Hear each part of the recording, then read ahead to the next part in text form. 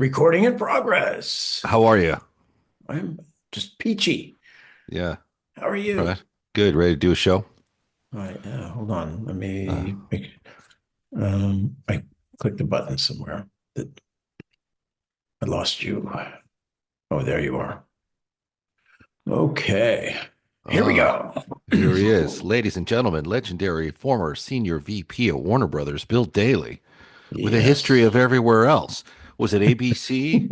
Yes. Lorimar? Hey, yep, that too.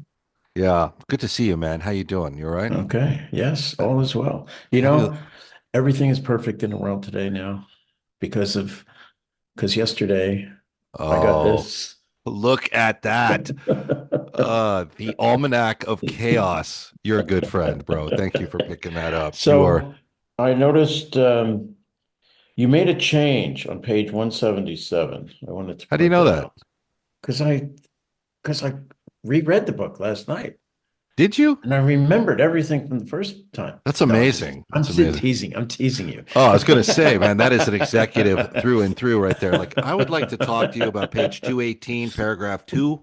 I Yeah, saw it 2 days ago, and I'm curious about. yeah. It was a fun book to write, man. Thank you for picking it up. Actually, it's the thing to be doing. Now it's time for you to write your book. Mark Marshall has his out. That's mine, and then now yours is Yeah, but pending. if I wrote a book, I wouldn't be able to come on to your show and everything, You say that, but and I tell think, these stories, you know? well, you know what? Leave the book as something that gets published and is there for after we're gone. And Yeah. then it's an archive for later because I Then mean, it also you're becomes giving my audience a lot somebody's. of credit thinking they can read, by the Well, way. somebody will use it as part of a curriculum somewhere. I know, you know what, that happened twice with me recently. I saw where like there were certain things I had said that I had witnessed that made it into some sort of almost scientific backstory, which is interesting. I mean, we can only tell these accounts of what we've seen in the room based on what we witnessed and what we remember. But it's interesting that it kind of becomes.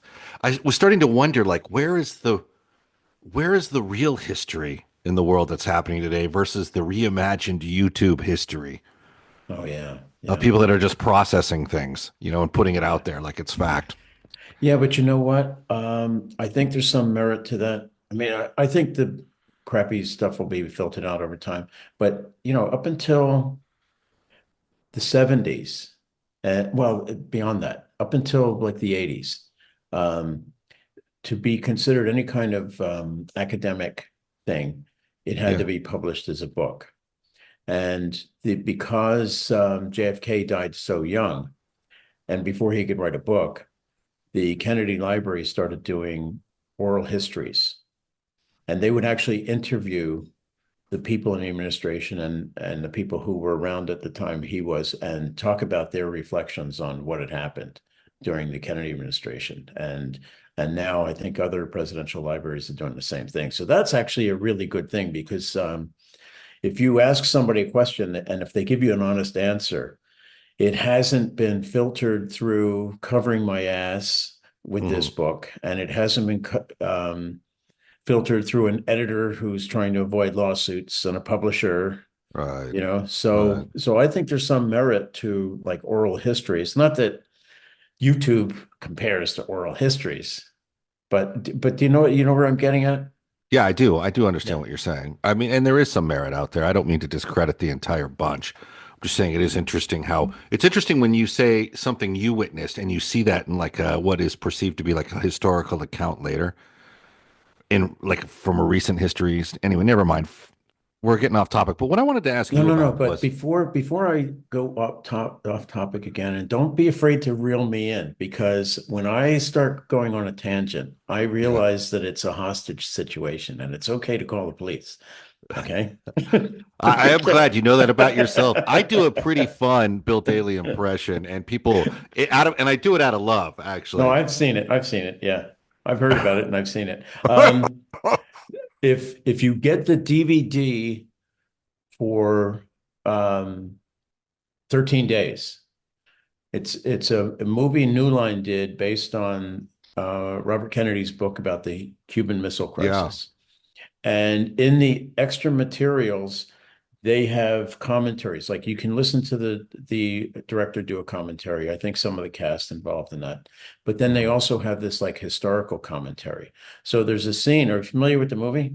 Yeah, I've seen it. Okay, so the scene where he's meeting with the leaders in Congress and he's telling them about the missile thing, and they're reacting very negatively. Okay, you actually have JFK's voice in the commentary because he was Really? interviewed. He was interviewed about it, and he's commenting on this scene that's taking place as you're watching it, but it's the real guy's Wow. voice doing it, and it's Wow. eerie. It's eerie, Yeah, but it's like it's worth buying that DVD just for that. that's awesome to have Yeah. that. And it's not a bad movie either, honestly. No, that's a pretty good movie. Yeah. What were you thinking when that was going down, the Cuban Missile Crisis?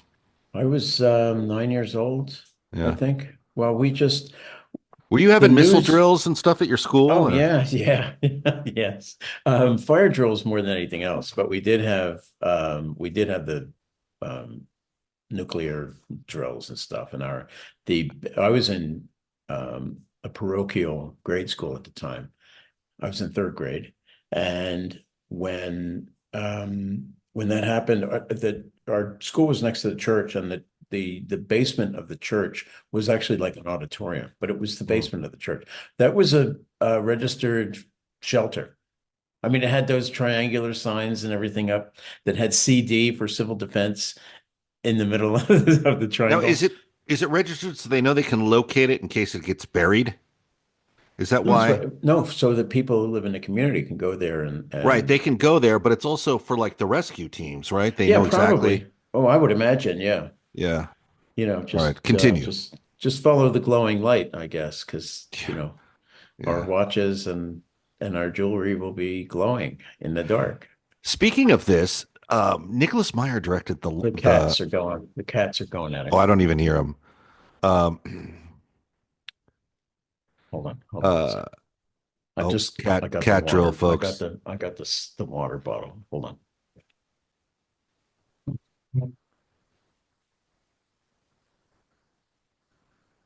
You know, they picked this moment. They do. They know. They know. Oh, so we've had Nicholas Meyer in studio from time and again, and he's pretty talented writer and director. Got Oscar nomination for 7% Solution, did Wrath of Khan, but he also did The Day After, Oh yeah, I remember that. which is a hard movie to watch. I only saw it once, and I'm good. But he said that was the movie that Reagan saw that led to the summit with Gorbachev to begin the nuclear walkback. They take about 30 minutes to reach their target. So do theirs, right? Missile warning, this is Beale. Confidence is high. I repeat, confidence is high. Roger, we've got 32 targets in track and 10 impacting points. I want to confirm, is this an exercise? Roger, copy. This is not an exercise. Roger, understand. Major Reinhardt, we have a massive attack against the U.S. net at this time. ICBMs. Numerous ICBMs. Roger, understand. Over 300 missiles inbound now.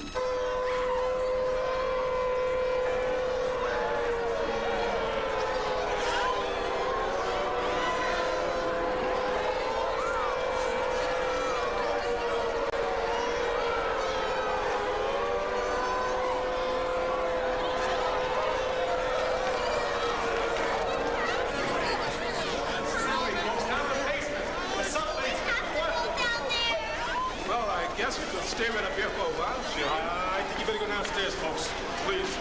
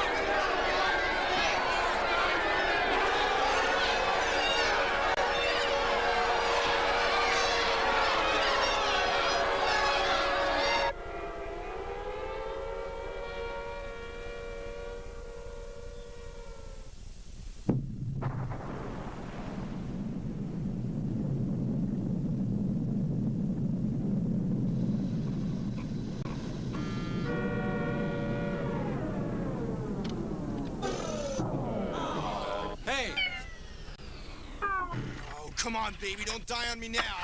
Oh.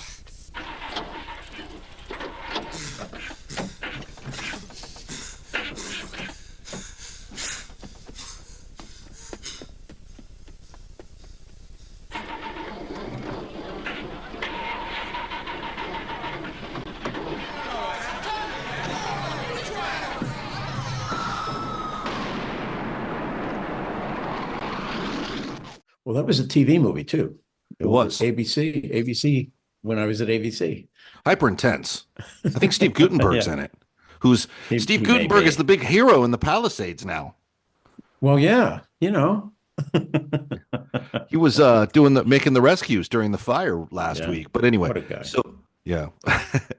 No, I'm pleased that that he pitched in instead of, it's better to pitch than to bitch.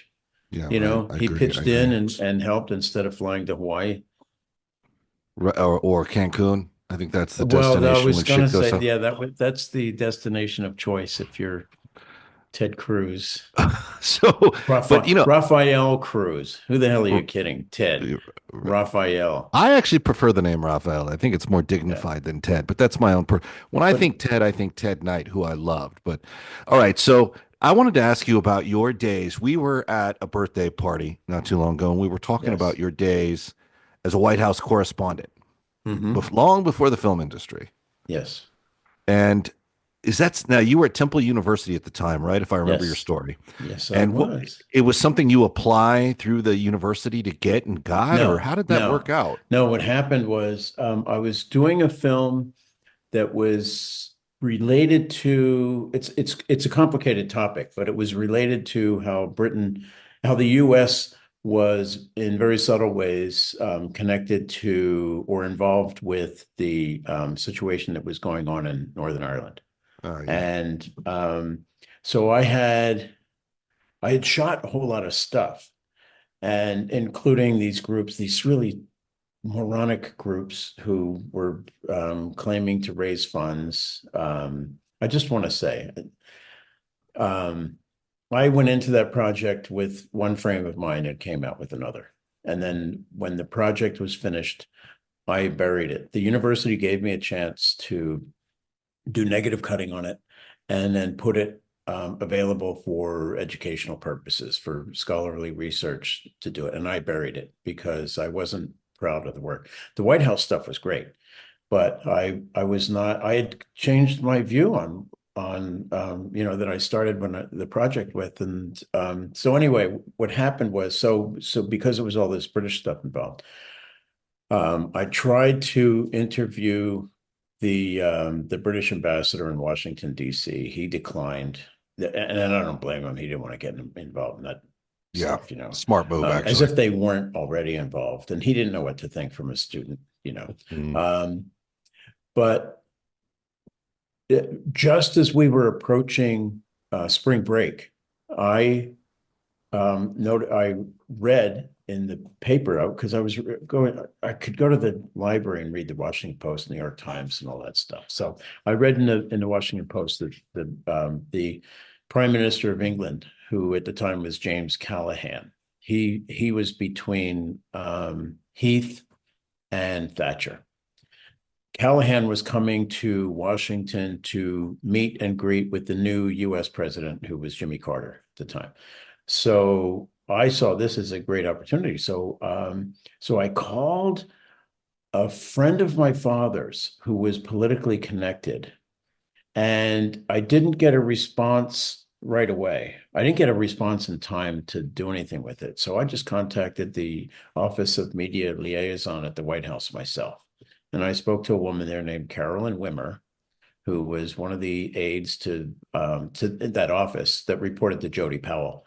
I spoke with her, told her what I wanted to do, and she said, okay, well, we do have this thing where we can do a one-time only thing for students. So yeah, I mean, you can do this. So she set it up theoretically. I mean, she said she was setting it up, but the fact is she never really returned my calls and stuff. I mean, I did talk to her and she let me do it. And then I got to the White House. This was in March of 1977, and I was on spring break. So the school had no idea what I was doing. So I got a friend of mine, one of the first friends I made when I was at college. I called him and said, "Hey, you want to go to Washington?"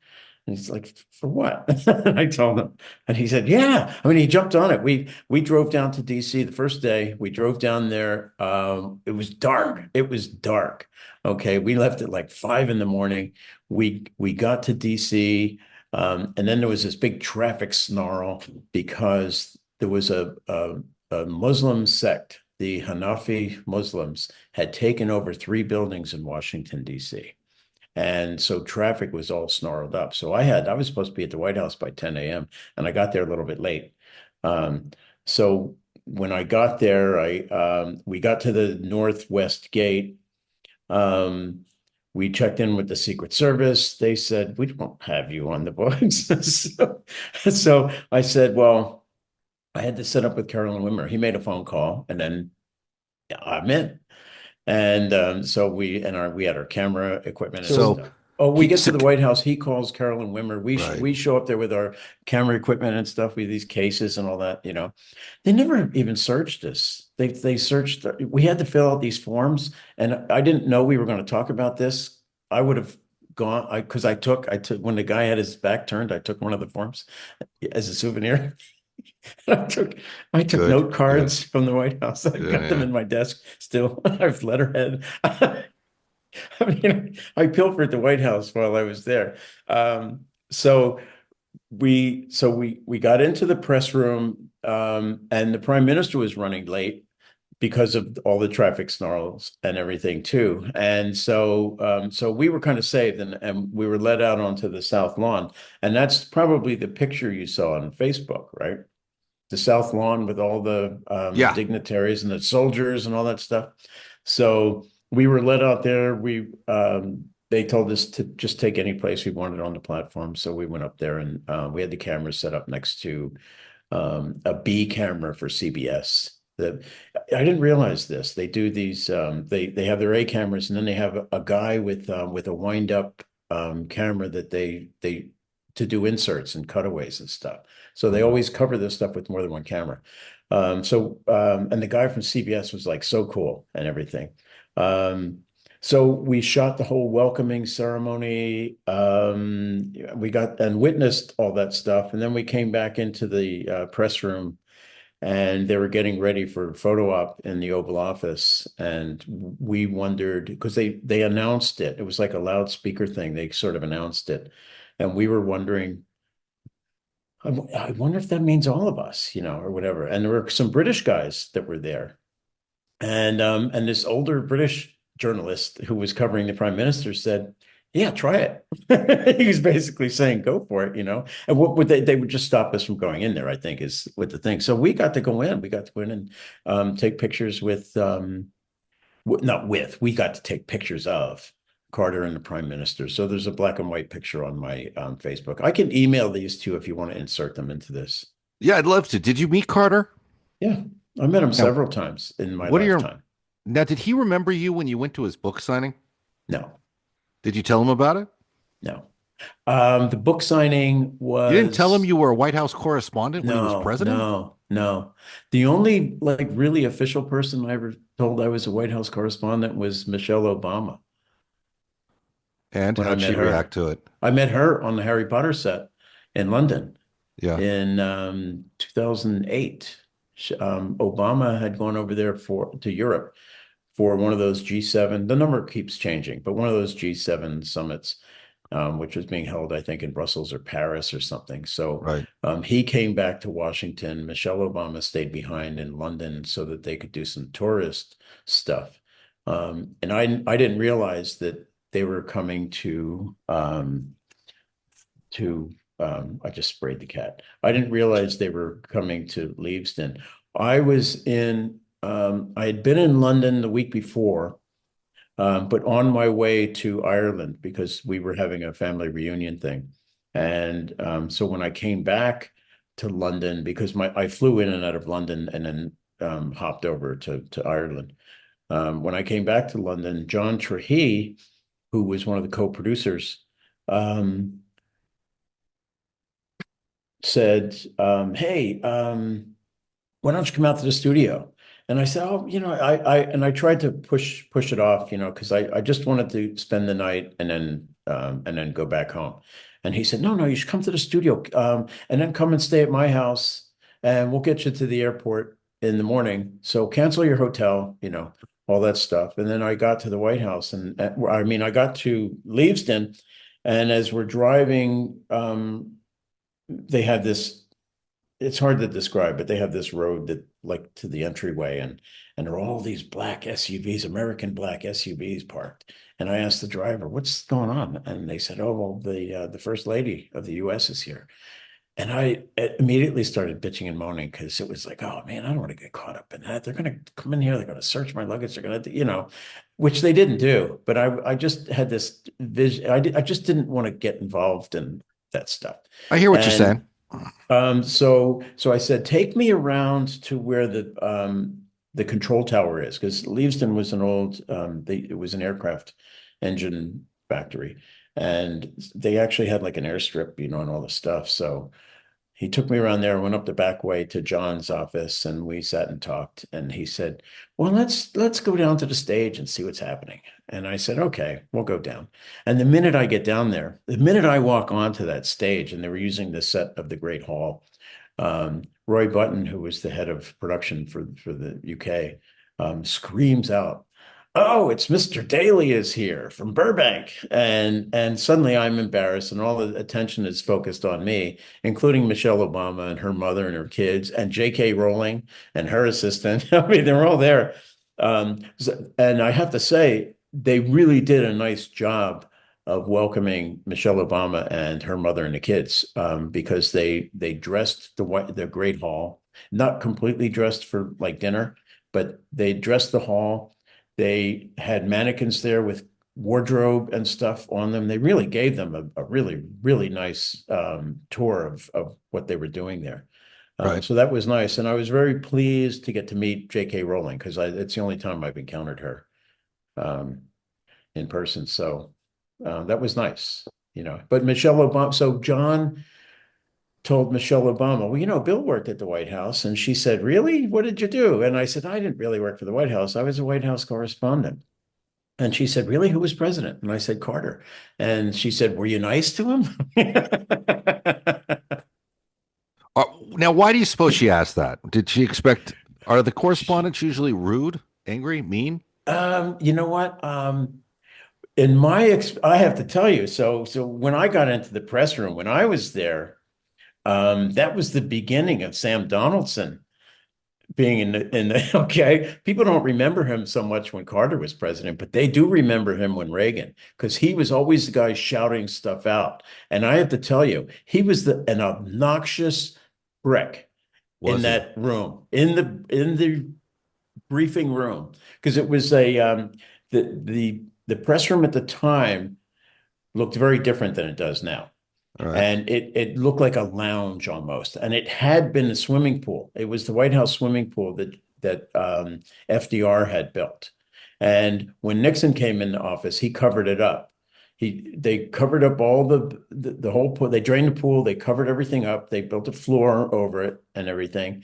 And you went in there, and there were sofas and there were chairs and stuff. And I guess they'd rearrange it, if you were going to get a briefing. And then in the very back, there were these like little rooms. They were, I didn't realize it at the time, but they were changing rooms from when it was a pool. But there were these little rooms. They were about twice the size of a phone booth. And the networks were in there. So the NBC, CBS, ABC, and I think they might have had one for the wire services or something, because there were more than three. So the networks were in there. I went into the CBS one and struck up a conversation with Bob Schieffer while I was there. But what's his name? Sam Donaldson was sitting in the middle of the room. Of course, we have this whole thing going on. We're welcoming the Prime Minister of England, but we've got this whole hostage thing going on with the Hanafi Muslims in the middle of DC. And so he's telling everybody that they should go out there and cover this. And of course, what the fuck was he doing? He wasn't covering it himself. He was just telling everybody else what to do. I mean, he was so obnoxious. So he's in that picture that I posted. You can see his balding head in that picture, along with Ed Bradley. Ed Bradley was very nice, very dignified and quiet. I mean, everybody was. Andrea Mitchell she's still working for NBC, and she was there. Yeah. She was very helpful to me because our audio, the placement of our microphone was not ideal, and our audio was great for picking up some stuff, but it wasn't great for picking up the president and the prime minister's remarks. And she had them string off audio for me to use for my film that was from NBC. That was really, really nice. It's amazing how cordial all the press are to each other. And the only person, and when I look back on it now, Sam Donaldson was actually very amusing, but at the time it was like, what an obnoxious wreck. I mean, seriously. And then less than 9 months later, I'm working at the same network as him. Right. So when Michelle Obama asked you, were you nice to Carter? Because Carter was likable as a person, right? Wouldn't you say? Carter, I got to tell you, Carter was infuriating because Why? you never knew who you were getting on any given day. The first time I met him was before he was running for president. He wasn't president yet. My brother got invited to a function with Jimmy Carter in Philadelphia. Right. And it was the week before the election in 1976. And I remember it was a Wednesday. I remember going to my college professor. I went through 4 years of college without ever missing a class. Mm-hmm. But that Wednesday, I was going to miss 2 classes. I went to my professors and told them, "Hey, I got invited to this thing with Governor Carter, so I'm going to miss class. I'm really sorry, but I'll ask somebody to take notes for me, and if you don't mind." And they were really cool with it. They were really, really cool with it. And then so we went to Philadelphia for that thing, and my very first impression of Carter was that he was arrogant. That was just my very first impression. And I don't know. I mean, everybody got along well and stuff, but I just had this feeling. And he was nice enough. He was like my height, had a good firm handshake and all that stuff. And he was pleasant enough. But I just had this feeling. And then the next time, and then, ironically, I missed that Friday class too, because I got invited. My uncle was part of the sheriff's department in Delaware County in Pennsylvania, and Gerald Ford was having a thing at Villanova University, which was literally 1.5 miles from my house. And the church on that campus, we were altar boys in that church. So I got invited to that. And then I asked my brother. So the two of us got to meet both of the candidates for that election, like the week before the election, within 2 days of each other. And Ford was very nice. He really was. He was very nice, tall, distinguished looking. I had seen him before. It was the third time I'd encountered Ford in the 70s. And then, and there was the contrast between the two of them. It's amazing to me that I didn't vote for Ford, but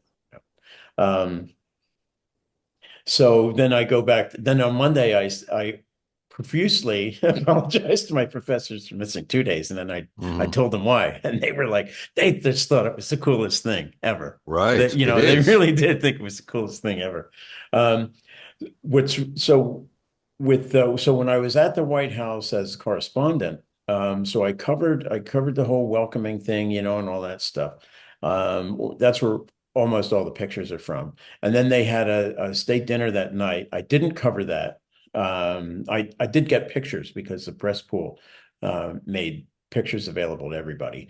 And then the next day, they had meetings and stuff, but there were all these Irish protesters out there the next day and the next night with these candlelight vigils and stuff, which I got some spectacular black and white footage of that stuff.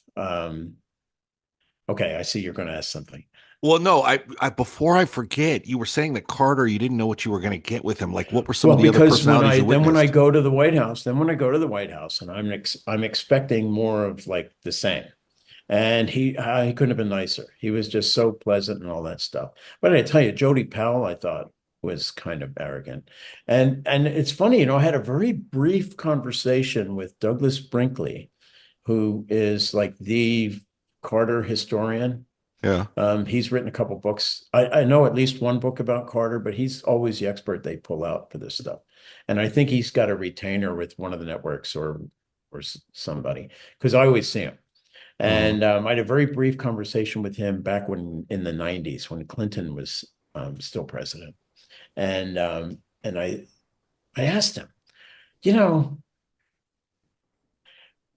all this stuff about Jimmy Carter. I mean, I don't remember exactly how I asked. I might have been direct, but the thing is, you try to be polite. Mhm. And whenever people would talk about Carter, it was always if you were against Carter, it was in the most negative terms. He was weak. He was this. He was that. And when they were trying to be nice, it was this, and it was always the nice stuff. And I asked Douglas Brinkley, well, Ted Kennedy almost won the nomination that year in That's right. 1980. That's right. And it came up to the last day, the last like Super Tuesday. That's how close it came. And then there was something in the bylaws of the Democratic Party where Kennedy could have gotten a nomination, even though he had fewer delegates than Carter. There were machinations they could have put into place, which Ted Kennedy did not do. Right.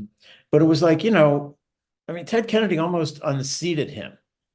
And he said, Yeah. yeah, that's right. And this is the key part now. He said, yes, that's right. The Carter people came to Washington with an air of arrogance about them. And suddenly I felt validated. And Uh, when Douglas Brinkley said they came to Washington with an air of arrogance about them. great. And the thing is that, and then I encountered Carter, while he was, as candidate at one time and as president a couple of times. And I was put off enough by his staff that I went to work for Ted Kennedy in 1980 to unseat Carter. Okay. I have such a yin and yang thing, and it's infuriating to me because I can't nail him down. So when I took Ian was 6 at the time, and I took him it was December. He wasn't 6, he was 5. Is this the book signing? 6. Yeah. Carter did a book signing.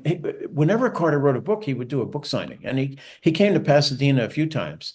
And I wasn't interested. I'd already Mhm. encountered him enough. He came to ABC when I was there. When I was at ABC, he came when his term was finished and he wrote his memoirs. He came to do the local AM LA show to promote the book. And I went over to the stage. Stage 51 is where they used to do that. I went Correct. over. I used to go there all the time to meet people. I would check with the guards on the way home and find out who was on the AM show, and then I would work my 9 to 10 schedule according to who I wanted to meet. Okay, so like I met Jimmy Carter's sister there, Gloria. She was a evangelical preacher. I met Jimmy Carter's mother twice. Mm. The second time was at ABC doing that. The first time, you want to hear about this? They brought Lillian Carter to Santa Monica. Gregory Peck's son was running for Congress. Carrie Peck was running for Congress in my district. I lived in Venice at the time. And they were doing this thing, like literally like 150 yards from my place. So I walked over there, and I had just come back that morning from an ABC softball game because we had a softball team, and I had my ABC shirt on. And Jimmy Lennon, who was the announcer for the Olympic Auditorium, all the boxing matches and stuff like that, Yeah. um, he saw me and he said, "Are you with ABC?" And I took a camera with me. "Are you with ABC?" I said, "Yeah." And he said, "Oh, can you get my picture?" So I got his picture with Lillian Carter. I got his picture with Lillian Carter and with Garson Kanin and Ruth Gordon. I mean, everybody was posing for pictures for me because they thought that I was there on a network assignment, and I Yeah, wasn't. yeah. You Well, let know? them think that. Let them think that. And You know what I and mean? I got to meet Gregory Peck. I mean, that was a great thrill. Something I love to think about. Atticus It Finch. was fun. It was fun, and Lillian Carter was very, very nice. Anyway, back to I was so put off by the arrogance of those people that I actually went to work for Ted Kennedy. Plus, So, we're Kennedys through and through in my family. So yeah. so circling back to this book signing where you see him in Pasadena, Vorman's Yes. probably. Romans, yeah. I will also point out that that's where you can buy my book, No Quarter Kill All Masters. Yes, you can. Yes, you Um, can. And you but should. you When is should. your book signing? I'm actually working one out with them on the date. And I have to Okay. do a few. I have to do Barnes and Noble out here and Barnes and Noble of Chino Hills, Hmm. but I'm Right. working it all out. So I'll let you know just so you can come by and have a cup of coffee, or I want to do a kickoff in Pasadena. I do But book signings in Roman all the time. do you? I go all the time. Yes. I got a great signature from Burt Reynolds. I had worked with him on a public service announcement when I was at ABC, What did and he I write in went your book? there. He said it was really cool. It was like, "Thank you for being my friend," or "You're a great friend." It was something I didn't deserve, but it was the nicest thing. And he Yeah. took up the entire, like, the empty page, where he did it. He took up the whole page, Look at doing the that. signature. It was really nice. He did that. So when Jimmy Carter, um, they announced that Carter, I used to go to Vroman's all the time. And I was in there and they had a thing up that Carter was coming for a book signing. You had to buy the book in advance. So I did. I bought the book in advance. They gave me a bookmark with a number on it, and I had to bring the book and the bookmark with me the night of the signing. And it was in the evening, and it was cold. It was a December night. It was cold. Ian and I got there late. They told us if you got there late, you couldn't get in line. We got there late. We got there late. They had people there. They had Secret Service and um, store staff there. Mhm. And as soon as somebody kind of walked towards Colorado Boulevard, we snuck in the back of the line. And then somebody came back again and said, and they were randomly asking people, "Do you have your bookmark? Do you have your bookmark?" And I said, "Yeah." My bookmark was like 800 something, I think. I still have it somewhere. Um, but it was a pretty high number, and we wondered if we'd actually get in. So then the person said, "Oh, you belong way up here." So suddenly I jumped the line by like 300 people because the person said, "You belong up here." So we got there late. And we weren't supposed to be there. And then we suddenly jump a couple of hundred people in Nice the work. line. Nice work. So Because then we get, when you took your bookmark out, you also had your old ABC credential that was stuck to and be like, yeah, I'm here. Oh, is that my media no, badge? And then no, all of a no, no, sudden it's like, no, yeah, go up there. no, no. So I got to tell you, so parenthetically, in the 1980 primary season, I was actually assigned to ABC News, and it was confusing for the Secret Service because they used to see me with the news crew, but then they'd see me working for Kennedy, so it was a problem for them. Right. Sometimes it was a problem for me because they wouldn't accept. I had a little pin that got me into backstage areas, with Ted. Um, but when I had to go downtown when you were assigned to that stuff, you had to go downtown to the federal building on LA Street at the time Mhm. and get your credentials. Okay. So I went down there, and when I got back, like I don't remember exactly how much time it used to take for people, but they were shaking their heads. When I got back to ABC, it had already been approved. I got back to the studio, it was already approved, and they're shaking their heads. We've never seen anybody approve this quickly before. And I said, "You guys never looked at my resume. You hired me without looking at my resume. Okay. The Secret Service already has me on file because I was at the White House." Right. So So get back to the Vorman's signing. Okay, so we go down the line. The line was moving quickly. We start out, we're on I forget the name of the street, but then we're on El Molino. Colorado, right? No, Colorado, but we were on the street behind it, Union. We were on Union Street, yeah, coming up El Molino to the front of the store and then in the store. So we were like a block and a half away. So we get into the store and then it goes through the store, up the stairs to the second floor. You go up the stairs and then you go straight. And then they had him like, you go to this corner, you have to turn, and then he was in the middle. And then you'd come around to come out. And it was as quiet as a church in there. Mm. Like he wasn't he wasn't engaging in conversation with anybody.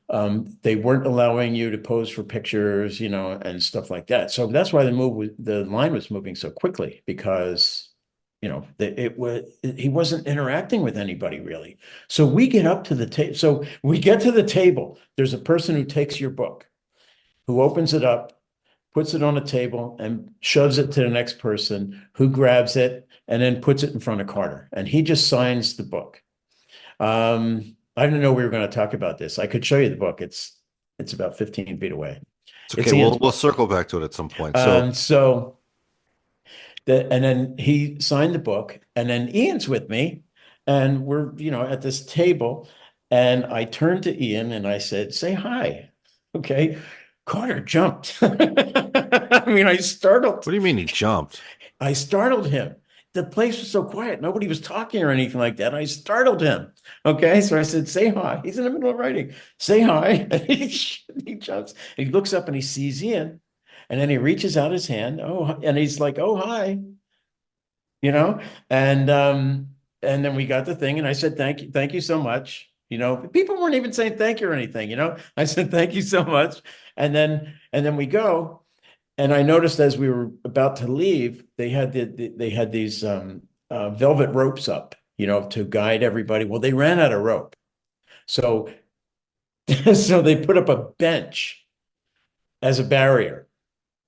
And so I sat Ian on the bench and I got pictures. Okay. I took, I think, 3 pictures. Mm-hmm. And I think the flash got the attention of the Secret Service because the second picture, the guy's glaring at me. You can see the Secret Service guy. Funny. Way to push it, brother. So I forgot all the I don't think about this stuff all the time. I forgot about it. And then was he just signing at Jimmy Carter or? No, he just signed. No, after he left the presidency, he signed it Jay Carter. I discovered after that, after I got the picture, after he signed my picture for me, that the presidents always alter their signature ever so slightly or in a big way when they leave office, so that so that an expert can tell by looking at it whether they were in office or not in office when whatever it was signed. Interesting. Yeah. All right. So we'll see each other at Foreman's. Now, listen, one of the reasons we were talking about doing a show and we kind of fast tracked it was not just because your political adventures or misadventures, but we were talking about your work, Fairy Tale Theater, a brilliant series produced by Shelley Duvall, who I think it's a bad rap because of the Vivian Kubrick footage from Shining. It makes her look like a kind of like a challenge to work with, but she was a real sharp producer. Yeah. Very sharp. Shelley was one of the most wonderful people I'd ever worked with. And sadly, she passed away a few months ago. Right. Olive oil for Altman in Popeye. Yeah. But we were talking about she's in Annie Hall with Woody Allen. That's right. And they're talking about the Zapruder film and stuff. Hey, come on! Look, who hasn't had a conversation about the Zapruder film? That's why it's so funny, because it's so real. But we were talking about Klaus Kinski, and you were like, "Oh my God, we had him on the set of a Fairy Tale Theater where he plays Beast." I think in Beauty and the Beast, was that it? Yes. Which is available on Beauty and the Beast. And it's so funny because the way that worked. Fairy Tale Theater was, there were several production entities involved. It was Shelley Duvall's idea. Yeah. And so she teamed up with a couple of producers. One was Bridget Terry, and the other was Fred Fuchs. And so there was Gaylord Productions, and then they had some sort of a deal with Lionsgate. Yeah, Lionsgate Television. I think it was Platypus, right? And yeah, Platypus. But they were independent producers. They actually did the production at ABC. They used our facility. They were not an ABC thing. They were Showtime, but they used our facility to do the show. And so my direct report at the time was the manager of unit managers. I was a unit manager at the time with ABC, with the network. Loretta Masters was my direct report to. She was the manager of our department, and then the next person up. I don't remember if Neil McLeod was still there or if it was Dave Morris, but they were the director of unit managers. So all right. When this project came through, Loretta went to the boss and said, "We have unit managers on our staff who have been assigned duties that are not directly involved with production. And what I propose we do is that you assign this show to me, this series of shows to me, and I will take these people under my wing and I will have them do, they'll be the unit managers on this with my watchful eye so that they can't mess up." And they went for whoever the boss was at the time went for it. And I'm grateful because I was one of those people when I got promoted to, I had been an assistant for a year and a half. And when I got promoted to unit manager, I got assigned to the network itself. So I was doing commercial integration.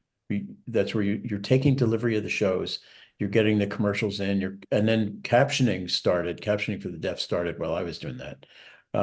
You make sure the shows are formatted and delivered so they can get on the air. And Right. most of the country sees the New York feed. So I had been assigned to that, and I'd been doing that for 3 years already. So they were easing me out of that and putting me into production things. So, and one of the ways they did that, there were so many different ways. I don't want to create a hostage situation, so I won't. Okay, I won't describe it for you now. But then I went to work with Loretta on doing Fairy Tale Theater. It wasn't just me. There was another unit manager, Beverly Spalding, another one, Karen Wolpen, and another one, Judy Jelinek.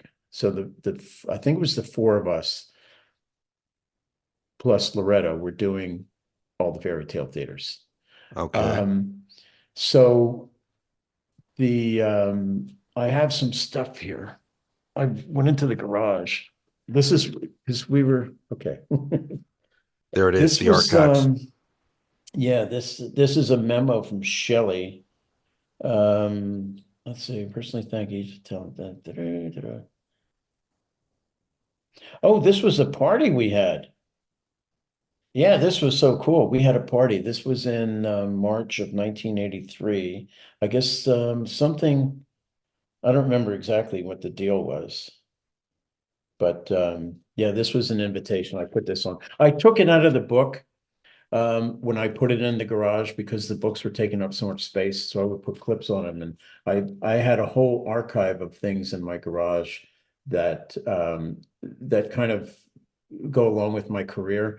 We have to start going through that. No, I got rid of most of the stuff. I had every script. I did Welcome Back, Kotter for a couple of years. I had every script from Welcome Back, Kotter that I kept. I dumped, I recycled all that stuff. It was just taking up too much space. But when I saw this, and we only just did this a couple of weeks ago, when I saw this, I thought, okay, I'm going to hold on to this.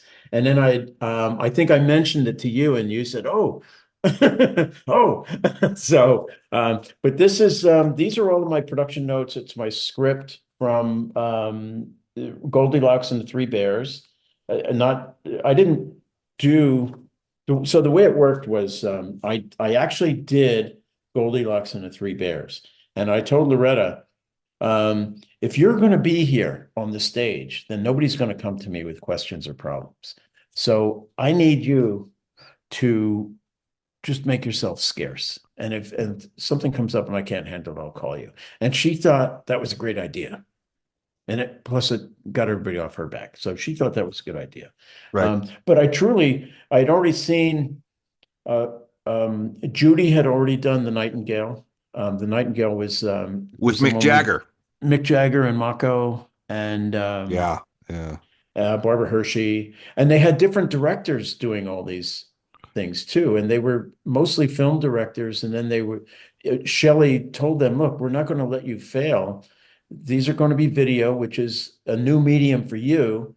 But we've got this whole staff of people here and everything's going to come out okay. And they took her word for it. Shelley was very highly regarded. Yeah. So on The Nightingale, I don't remember who the director was. I flat out just don't remember who the director was. It might have been Peter Medak, who had done The Ruling Class. He did a number of those. And Gil Cates did this one.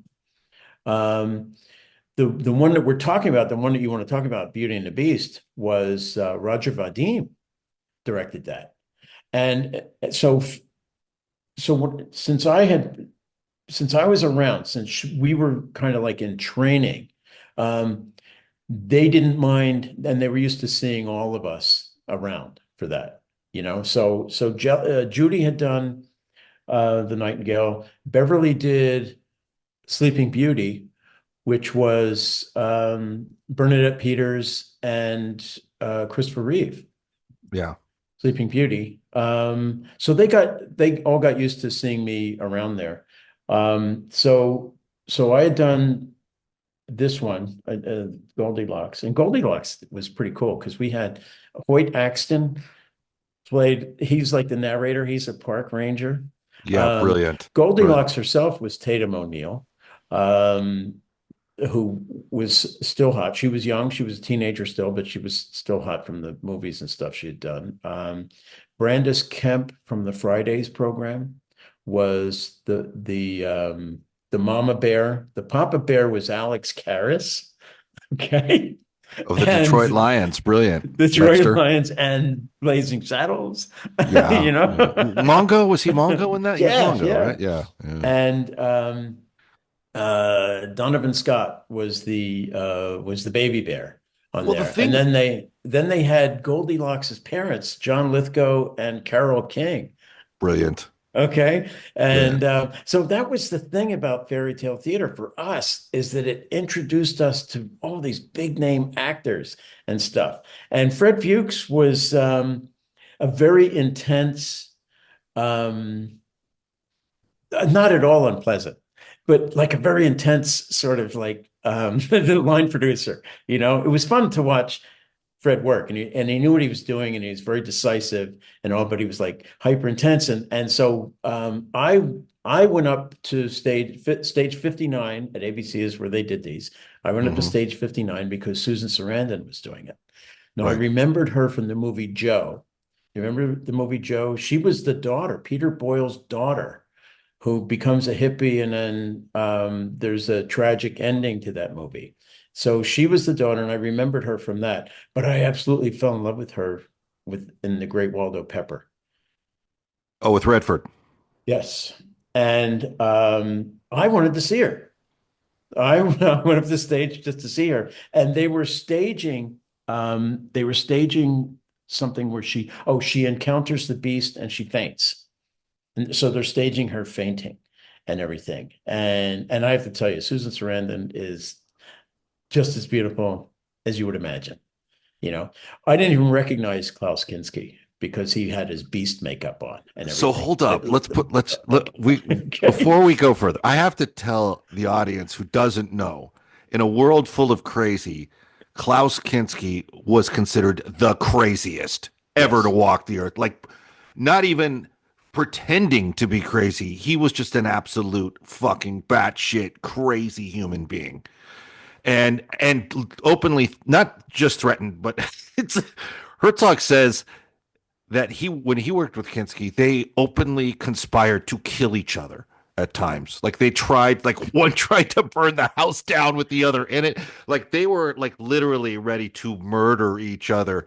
And I mean, even Bill Hader does a thing on Klaus Kinski. His craziness is so notorious. But anyway, so in this, what you were and say? also, well, to add to the color that you're adding to this, okay, the rumor is that the Nazi villain that was the original casting of the Nazi villain in Indiana Jones, the first Indiana Jones was Klaus Kinski, Right. and Klaus Kinski refused it and told Spielberg that the script was a pile of shit. Okay, I am not exact. That's the rumor. Okay, we should ask Mark Marshall about that. Yeah, we should ask Mark because Mark probably knows. But I think even Wolf Kuller, who played the part, said that yeah, Klaus Kinski was offered it. But let's be honest, he would have fucked that whole movie up. I don't know. Well, here's the thing about Klaus Kinski. So I didn't even recognize him when he had the Beast makeup on, and even his voice wasn't the same when he was in that costume. And of course, he had these teeth and stuff. So, or maybe he was affecting his voice. And when you see the end of the show, when he's turned back into the prince, he almost. It almost looks like they turned him into a woman because he's so dandified with, all the flourishes and everything with the costume, and they've softened up. His features are slightly softened by the lens, right? And his voice is softer. But okay, but anyway, leading up to all this stuff, Fred Fuchs is like, Kinski's driving me crazy. Kinski's insane. Fred had to know that prior to landing him on the job, right? Oh, probably, but he was getting it firsthand, I guess, whatever it was. But anyway, my one and only encounter with Kinski without his makeup on, okay, when he was not on the stage. Stage 59 at ABC shares a hallway with stage 57. They built two stages, and then there's an inner core hallway in which they have control rooms for either stage and star dressing rooms for either stage. And then the next 4 floors up are dressing rooms for everybody. Right. And then the basement level is a green room and wardrobe and makeup down there. So it wouldn't be at all unusual for Klaus Kinski to be in the core of that building because that's where the dressing rooms were. So I remember going into there, and there's Kinski in the hallway, who his hair was disheveled. It was like, I don't even know how to describe. He had this I got the feeling that it was on purpose, that he was like doing stuff with his hair just to make himself look crazy. But he had an intensity about him. Yes, it was an intensity and energy about him that you noticed. He was like a cat that was ready to spring. Okay, much like, and you're going to love this reference, much like Michael Fassbender in Jonah Hex. When you watch Jonah Hex, you can't take your eyes off Michael Fassbender because he is so wound up. There's so much energy in him that your eyes are just naturally drawn to him. Well, that was Klaus Kinski. And we should point out that there is a whole battery of conversations about Jonah Hex in our archives with you. Yes. Yeah, Kinski, I think, was genuinely crazy like that, and I feel like he was a guy that could, at one point, if they ever shot on a rooftop, the reason they never did with him is because he could easily just say, "I'm going to run and jump off this building." Well, I think part of that was just hype. Part of that was maybe because he was expected to be. I think some people, yes, but not. I don't think so with him. Yeah, but knowing all the other people involved in that project and how sane and how nice they were, starting with Shelley Duvall, I have to believe that part of the stuff with Klaus was show. So, with fairy tale theater, they had landmark actors do these things. Robin Williams did one opposite Terry Garr, who we just lost. We've seen everyone stepped up and did one, and it was almost like doing The Simpsons now. It's almost like a rite of passage for a lot of celebrities in the 80s. They had to do a fairy tale theater, and it was, a good thing for the kids, Showtime, etc. And obviously there's relationships at play. The thing that blows me away is Kinski was already like an off-brand lunatic. It And was an interesting choice for casting, I have to say. It yeah, really was an interesting choice for casting. because And the show itself, that particular show I watched yesterday, because remember I was texting you pictures? Okay. yes, you were, which we're going to put in this. um, um, it's a little flat. It's and the other people that were in it were Stephen Elliott was in it playing her father, and Angelica Houston was in it playing her Right, sister, right. and it's so funny watching the beginning of it where Angelica is really trying to have fun. I mean, Shelley tried to infuse humor into all of these shows, and this one falls flat if she tried to infuse humor in it. It just does, you know? Yeah, look, the humor works really well. And actually, what hooked me to this show being young was the performances. Like Robin Williams just rolled with it and he Yes. was hilarious. And when you saw that, you go, I have to watch all these. If they're all like this, but not everyone was a Robin Williams type caliber actor or performer. So they don't all have that bottled humoristic magic. Yeah. But the thing about like Bill Hader makes this point too. And by the way, Bill Hader says he was a production assistant on Collateral Damage, which I worked on. And I don't remember him. But that's not that he's making it up, but that's amazing that he said. But Bill Hader says, the master of all things impressionist, he goes, can you imagine being a down and out actor and like Klaus Kinski gets hired to do some shit show like the movie Venom, and you can't even get hired for that. And so what I'm thinking of with Fairy Tale Theater with Klaus Kinski is all the actors in LA who would probably jump at the chance to get in this. And no, we're going to bring in Klaus Kinski. Klaus Kinski is what we need here. I thought about this. I didn't think anything of it 40 years ago when this thing was done. 42 years ago. Yeah. That was when the show was done. Right. I didn't think much about it until you and I started talking about it. And let's tell everybody that this came off of a casual conversation where you mentioned Klaus Kinski, and I said, "Oh, I worked with Klaus Kinski." Exactly. And then That is how this. Suddenly you got drawn in. Okay? Oh yeah. It's like witnessing a horrific nuclear explosion or train wreck. You just want the eyewitness's account of what happened. Yeah. I mean, this I guy think he cast lost a himself. bet. I think Klaus lost a bet. I think That's that's why funny. he did. I think that's why he did the show. I'm not kidding. I think he must have lost a bet to Shelley or one of the producers or maybe to Roger Vadim and had to do it. So those are the only people would probably honestly lose a bet to and honor it. Although you never know with the lunatic what his pathways or thinking is, but it's like you think maybe he did lose a bet, but I actually think he probably needed the money It's because possible, but they weren't paying that much. No, but Showtime he wasn't wasn't paying that much. But he needed everything, I think, because I think he Well, was just. I think it's one of those things where once people started doing it, everybody wanted to do it. Like Harry Potter employed every British actor of reputation that you can imagine. And after they had done the first 3 or 4, everybody wanted to get in and do it, you know? And I think Fairy Tale Theater was kind of like that, you know? They got It was Francis like Ford that. Coppola to direct one of them after this.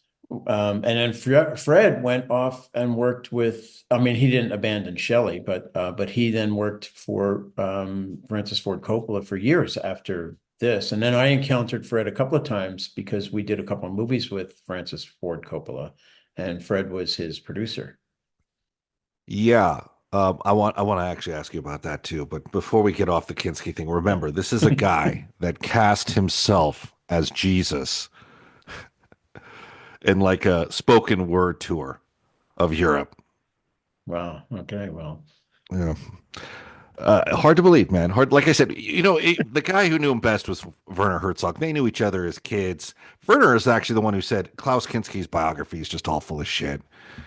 And he confronted him on it. And I guess Kinski said, well, if I wrote all the truth and the nice things, no one would read it. That's probably true. It probably I is worked true, with, actually. I worked with Nastasia Kinski on Father's Day. That was Yeah. a Billy Crystal, Robin Williams movie that Joel Silver produced. Oh, it always comes back to Joel Silver with You us, know? doesn't it? No, Where's my honest to God. pajamas? And I remember she plays the mother. There's a kid involved. It's a remake of a French film that had Gerard Depardieu in it. And Billy Crystal was playing that part. And somehow I don't see Billy Crystal as this big bully type. But we liked Father's Day. We liked it. I mean, generally when we had screenings and stuff for it, you could tell everybody at Warner Brothers liked it. They liked what they were seeing. But she came, I remember at the premiere was in Westwood, and Nastasia came, and she was gorgeous, absolutely gorgeous. But she came to the premiere with a casual look. You know, she had slacks, and she had a white dress shirt, you know, open at the neck, but pure white, like I'd wear under a suit, you know, but she had a green screen, green bra underneath it, so that I guess anybody could go get stills from the pictures at the premiere and put digital boobs in, I guess, you know. Really? Yeah. No, you're kidding. No, I don't think that was the purpose, but it was so, it just blew me away that, you know, green screen, green, you know, under white is going to be see-through. It's a statement, because didn't she work the runways for a bit? I mean, she may have. But she was really very pleasant, and she was and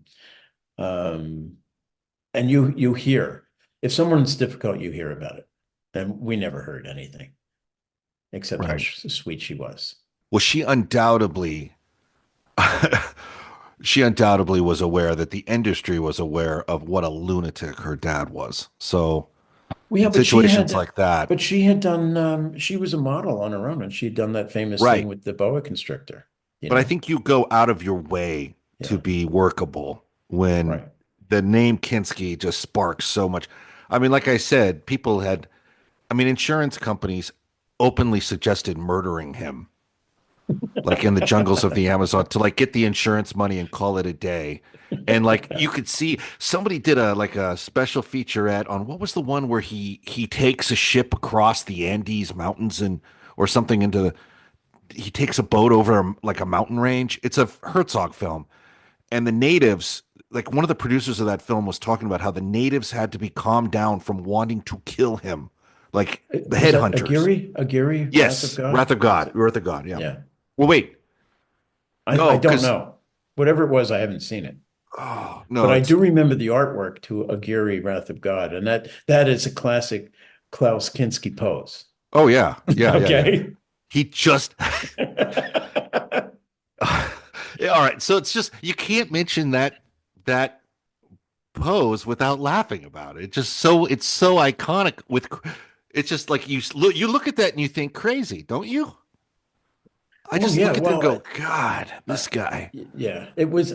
See, I think my impression of Klaus Kinski was, I think I was revved up to it by listening to Fred Fuchs, you know, and then when I encountered Klaus, I mean, there was just that intensity about him. Yeah. Which I look back on that and it was really cool. I mean, it would be great to have that kind of intensity, that kind of energy, you know. Well, I think that's what got him cast by Leone and then all those spaghetti westerns to follow, was just that look in the eyes, like a powder keg, you know, because they want their villains to be so expressive and visual, you know. But man, I thought it was so funny when I don't even know why I would mention this guy, but when I did, you're like, oh yeah, I worked with him. And I was like, dude, stop right there. Stop right there. We're going to do this on a show. Just too legendary. So you see him. But how many times has that happened? with you and I talking, okay? Like, oh yeah, I was a White House correspondent. I don't even remember what that conversation was. Oh yeah, I was a White House correspondent. Oh my God, you got to tell me about this, you know? Oh yeah, I worked with this. I would, you know, it's like, you know, because I've been around for a long time yeah, and I've done so many different things. I was fortunate. I was sort of the square peg they were trying to put into a round hole at ABC. I never felt 100% comfortable there, and I when I look back on it now, I right. think I was totally misplaced. That you know, and I spent 8.5 years there. Um, but there was so much stuff I learned when I was there. You know, I mean, I'm grateful for the learning experience. And not all of it was positive because I learned I developed a great contempt for TV people, mostly TV directors, not so much the producers, but like TV directors and stuff like that. And they get and it's the television stars who, in my experience, have been the most difficult ones that somehow, you know, they get fed into everybody's living room every week and suddenly they think they're way bigger than they are. Movie stars, by and large, never behaved as badly as TV stars, in my experience. Who are you thinking of when you say that? I'm not going to name names, but you know, Well, I mean, well, Klaus Kinski. well, he's not a TV star. He's a No. movie star, you Well, know. in the 80s, I think he would have And we taken it used to if the do offer press was right. junkets. We would do press junkets with people who were doing TV things. Like Robert Wagner was a movie star, became a TV star, And was became bitter my about it. He was bitter about it. became my doppelganger at your parties. He did. Um, Yeah. but like he was the nicest guy. I mean, absolutely the nicest guy and just a regular guy. He See, I didn't, I disagree never with that. My really. only encounter with him was not good. But continue. Oh. I'm going to let you have the floor on this because No, no, your no. experience I is mean, better but than that mine. I'm trying to give an example of a movie star who came in and actually behaved and was humble and just a regular guy. John Huston. We were trying to get John Huston to do a movie of the week for us, and I didn't work on it or with him, but my girlfriend at the time um, did, and he was just like the most soft-spoken, quiet, like regular guy. And William Holden, they brought in to do a thing, and he was like, and they were doing it at Santa Monica Beach. And he said, so they were doing this whole setup and stuff. And he was like, you know, your typical TV guy would have been complaining, oh, man, you got me out here at 7 o'clock in the morning and now I got to wait around, you know, that sort of stuff. Where Holden was like, I'm going to go sit under the watchtower over there and just come and get me whenever you need me, you know? Nice. So prior to Holden, who were we talking about? Who'd you mention? John Huston. Okay, so John Huston, who gave me one of the all-time great films, gave us Victory. Hallmark director. Let's not forget he gave us the film Lorimar. Victory. Lorimar. Lorimar, well, yeah, your old company, or Escape to Victory, as it's known here. One of the finest movies ever made. So we love him. But Peter Jason worked with Orson Welles and John Huston on a movie together, and his job was to get John Huston's breakfast every morning, which was 2 bottles of vodka. Really? Yeah, he would knock on the hotel door and say, Mr. Houston, I have your breakfast. And it was 2 bottles of like Smirnoff. And, you know, what he said was amazing is John Huston never seemed drunk, but he knew he drank that every day. So I guess his tolerance, anyway, just Peter Jason's got all the good stories because he's like part of the old guard. Huston did a movie, Errol Flynn's last like completed feature film. Heaven is in the title. I can't remember what it is. Isn't that the one where he plays Flynn plays like some legendary a drunken general or something like that. Yeah. They're takes place in Africa. And William Holden was supposed to be the star of that. And it ended up being Trevor Howard because Holden either got tied up on some other project or somehow didn't do it. Yeah. But they shot it in Africa, and everybody got sick with dysentery, except for Flynn, because Flynn never drank the water. All he did was eat fruit and mix it with vodka, and he's the only person who stayed healthy throughout the whole thing. So John Huston had to know that, and maybe that's why he adopted the Flynn tactic. Yeah, it makes sense. And by the way, we were just at Flynn's grave. Yes, we saw Errol Flynn's grave at we were the just Sammy standing at his Davis gravesite. thing. Yeah. Yeah, the Sammy Davis event, which will take place December 8th this year, 2025. Sammy Davis's centennial of his birth, Yeah. December 8th, 2025.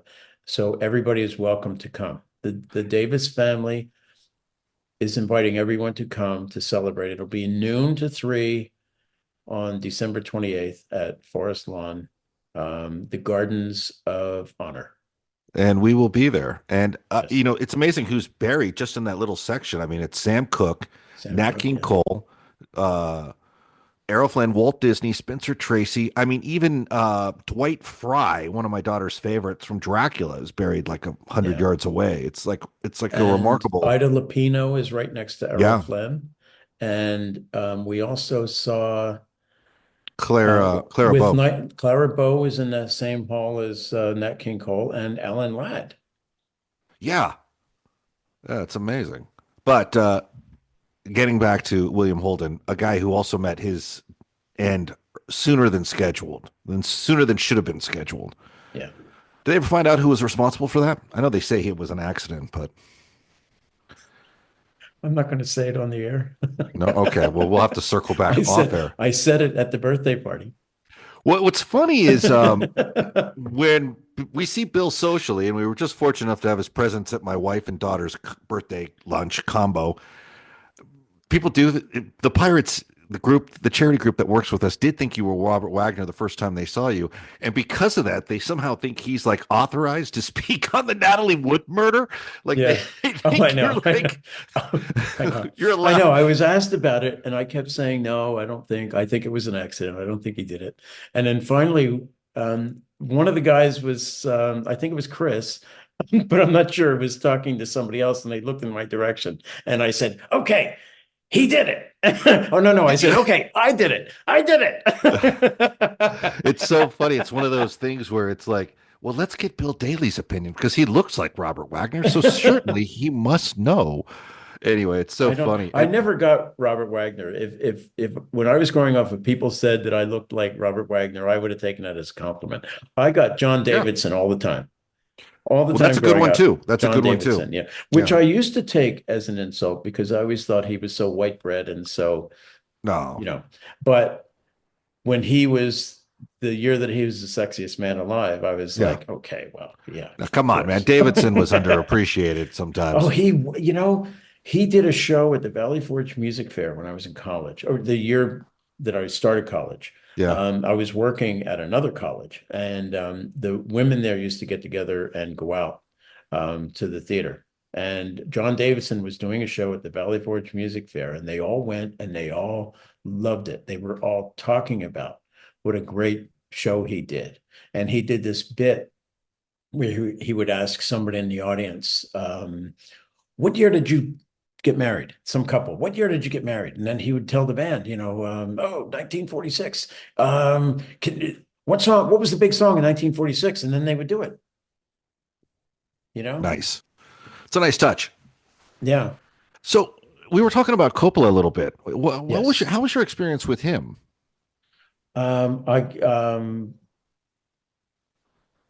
Nothing remarkable. When I went over, I wanted to meet him when he did Fairy Tale Theater.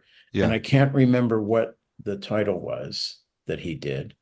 For the longest time, I thought it actually was The Beauty and the Beast, but it wasn't. That was Roger Vadim. He did one or two shows after the. Did you meet him at Warner Brothers when he came through? No, I went up north because he did two films with us. One of them was the second was The Secret Garden. Right. He produced it. He didn't direct it. He produced it. Agnieszka Holland Polish director, Is directed that one. was he a hands-on producer? Like, was he really doing the job as producing, or did he just facilitate the production and move on? You know what? I don't know. He has so many things going on. I can't know unless you're there all the time. You don't really know. But I never heard of him haunting the hallways or anything. But he really knew the business and had the Yeah. business down. Okay. Now let me tell you what we did. Okay. So we shot the film in England at Pinewood Studios. Then it came back here for post-production. And since he's based in San Francisco, it had to go to San Francisco.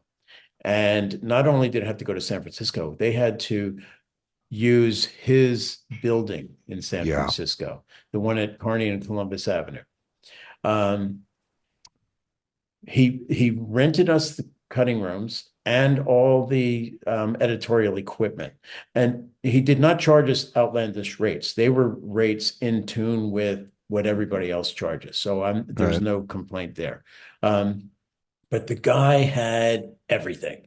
The rewinds, the little squawk boxes, synchronizers, splicers, everything we rented from him. Okay. And including the space that where we were working. Then when it came time to mix the movie, we had to go out to his facility at the Vineyard in Napa Valley. Right. Okay.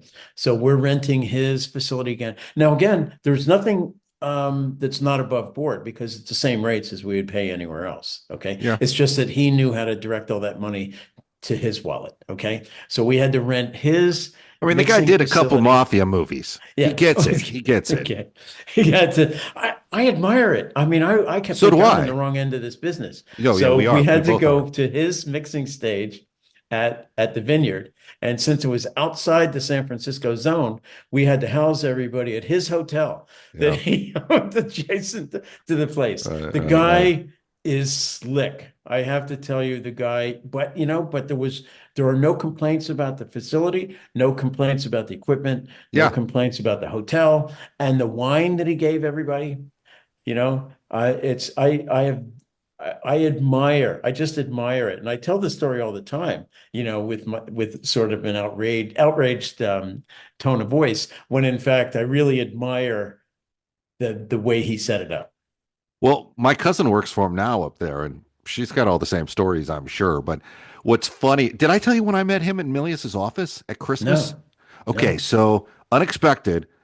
I'm still a courier, but I'm trying to work my way into the Milius camp. So I'm there volunteering every night and getting ready to leave for Christmas break. It was not Christmas Eve, but it was probably the week of. So I bring a case of beer by for Leonard, Milius's assistant from Hawaii, who's in Conan the Barbarian.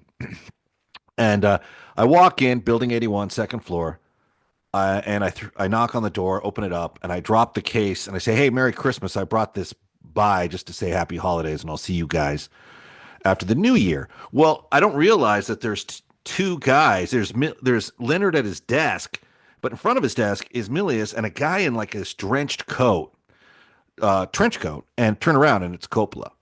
Mhm. And he sees the box and he hears what I say, and the first thing out of his mouth is, "Oh, well, look at that. That's wonderful." And he goes to John. He's like, "Well, we got to give him something." And he starts looking around John's office to like take possession of something of John's and give it to me. Like we're in like an Apache camp trading it like a fire over peace. But he's like, "We got to give him something." But they had a wooden case of wine open with like 6 bottles in it that he had brought for John.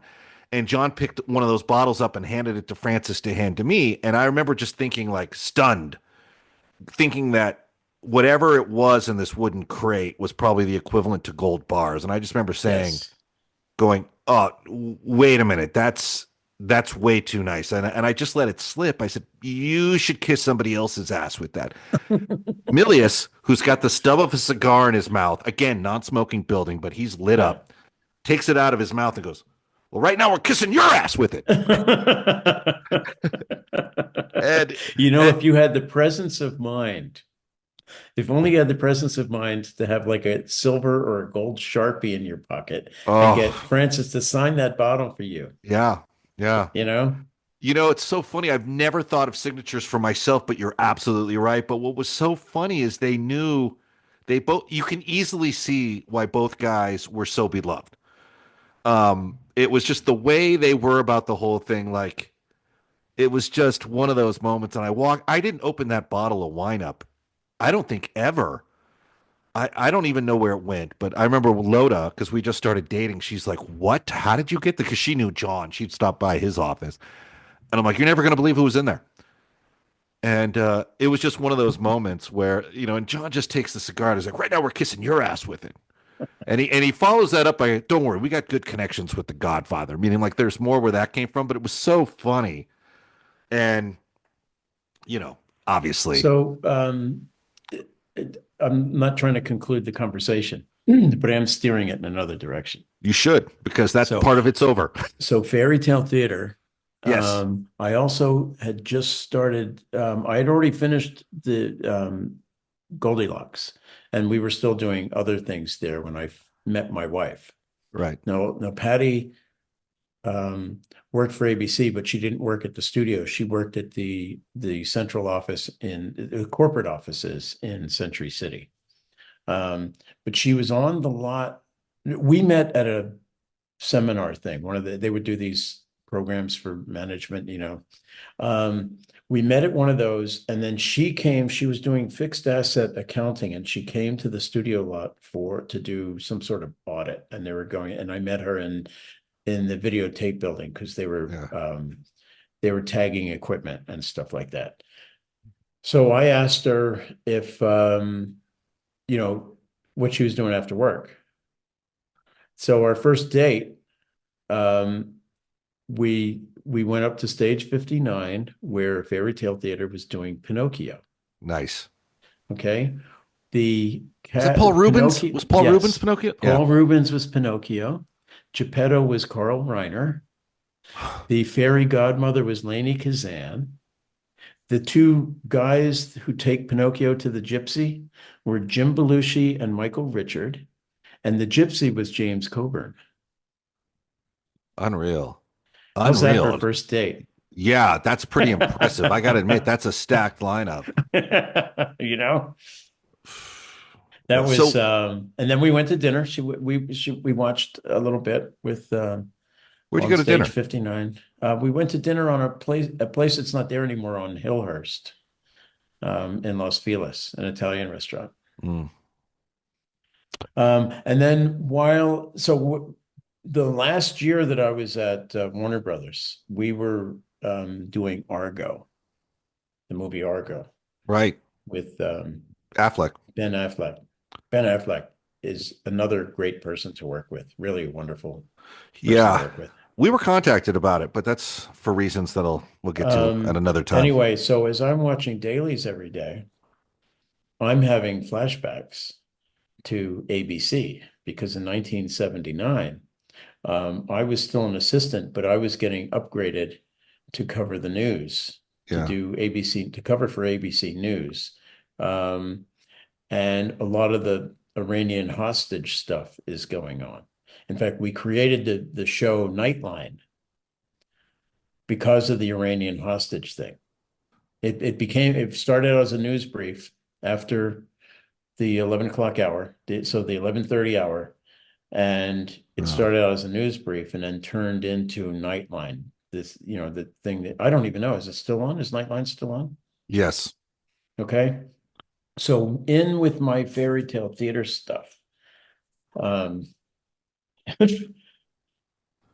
there's in with my Fairy Tale Theater stuff, and we'll get back to this. I'll show you more of this stuff.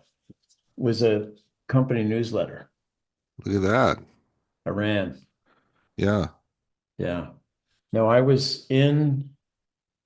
mentioned in this newsletter, because that's when I got promoted from production clerk to unit manager, while it was announced, but then it was covered in this corporate newsletter. Let me see here if I can find it. Oh, there we go. There he is. Who's that handsome? Look at that. Is that John Davidson? And that John Davidson is everywhere, bro. Yeah. Unreal. Hey, I should point out too, Is there a footnote to the story? Did I? No, I wanted to bring Argo in there because as we're shooting this, I can remember vividly all the late nights with the news, because like they would do Nightline at 11:30 Eastern time, but by the time it was 11:30 our time, we might have updates and stuff. So I had spent many late nights doing ABC Network News. And I saw this with my fairy tale theaters pile of stuff. So Yeah, I even only have we. I have notes from an Entertainment Tonight shoot that we did, So only we complete can with somehow thread the ordering. needle. Yeah, look at that. Not only do we have documentation about fairy tale theater, but we can thread the needle between fairy tale theater and the Iran hostage crisis, which, by the way, And I Argo. and Argo, a Carter operation. Carter greenlit that. But you know what else he greenlit? I was talking to a guy who recently died who was in the Navy SEALs and worked in anti-terrorism, Rick Marchenko, and he said that Carter actually greenlit a rescue Yes. that came off the rails with Yes. SEAL Team 6. He told One of me them. the details, but Carter pulled the trigger on that to try to get that done. Well, let Anyway, me tell you what happened with and they that. could not talk about it at the time. Can I tell you what happened with that from my perspective? Let's have it. I mean, I didn't work in the government, but I was with ABC News at the time. What happened with that was because Carter went to Annapolis. He caved into pressure from the Navy to let them run the operation. So yeah, they had Navy SEALs who were doing that operation, but the fault was not in using Navy SEALs as much as it was using Navy helicopters. Now, we already had Army helicopters that were tried and true in Vietnam, had been fully tested in Vietnam. Right. If they had, speculation is that if they had allowed the Army, like the Rangers or the Green Berets or whoever, do that operation, their helicopters would not have been confounded by the dust of the desert. Because that's what it was. It was the helicopters landing in the desert and raising up all the dust and clogging up the engines. And we saw a similar thing almost happen in Pakistan with one of the helicopters when they got Osama bin Laden. So, So the story is that Carter succumbed to pressure from the Navy to let them handle it instead of going with the group, like a Delta team or something that was Right. probably better equipped to do it. Now we're talking about something that happened 45 years ago now. Yeah. So, and I'm not trying to be a Monday morning quarterback. I'm just saying what I was hearing from the news people, stuff that didn't get reported, of course. Anyway, so just, there you go. Well, they Intro still service relitigated. rivalries. Yeah, and they still relitigated. They still talk about they still study the operation and everything that came off the rails for, future processing. But yeah, they still talk about it quite a great deal. And they weren't doing desert training, which they do now out there at 29 Palms. Yeah. The Marines have a thing out there where they do their desert training and all that. So Right. they're still, I guess they're, and we're doing, I wonder if now that the cartels are terror groups, I wonder if we're going to do more jungle training like we used to do. I don't know. I'm just asking a question. I don't expect this part to be on the air anyway. So, do you? No, you think you're going to get cut because you're speculating about the Iran hostage? no, I'm just wondering with, we just had a change in administration and a change of direction. So, a new set of bad guys to point towards, Well, you always need your bad guys, right? I will tell you about some good guys, though. We were talking. You were talking about your first date with Patty and how you went to an Italian place. I had to shoot down to my daughter just met Martha Reeves at like this Hollywood convention show. I had to shoot down to hook up with a friend, and she happened to meet Martha Reeves afterwards. We're like, let's go get some dinner. We couldn't find. It's hard to get good Italian food in Los Angeles. I know people think it's easy, but as an Italian, I can tell you only 1 in 10 places stacks up. It's not really all that. It's hard for me to find a place I love. But we found this place right a couple blocks from the studio called Ma's Italian Kitchen. Do you know it? Right off a pass? No. Oh Where my was it? God, Oh, wait. Off of Pass Avenue. Yeah, it's in Oh, that in shopping center. that shopping center. Okay, I haven't been in that shopping center since I left Warner Brothers. And I'm Well, legally dead now to them because I've been away that long. I've been no, missing that long. hardly, my friend, hardly. But no, I would say actually, so that's actually, I just have to make a positive recommendation because we talk about so many restaurants that are terrible. We should talk about the good ones. And when you mentioned your first date, I thought, oh my God, I was just in a fantastic Italian place about a block from Warner Brothers, Ma's Italian Kitchen. And there's your recommendation of the week. If you're out and about in Burbank, hit that place Yeah. up.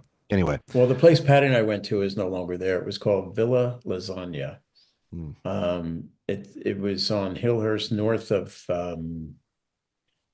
of Franklin, probably. I'm not sure. yeah. It was on the east side of the road, but it's not there anymore. They, in fact, I think closed down before I left ABC, and that was 2 years later. Mhm. All right. Well, from Klaus Kinski and Fairy Tale Theater to Coppola to the Here's Iran hostage. so That's a- I have a plot plan. Oh, do you? Yeah, this is the core of the building.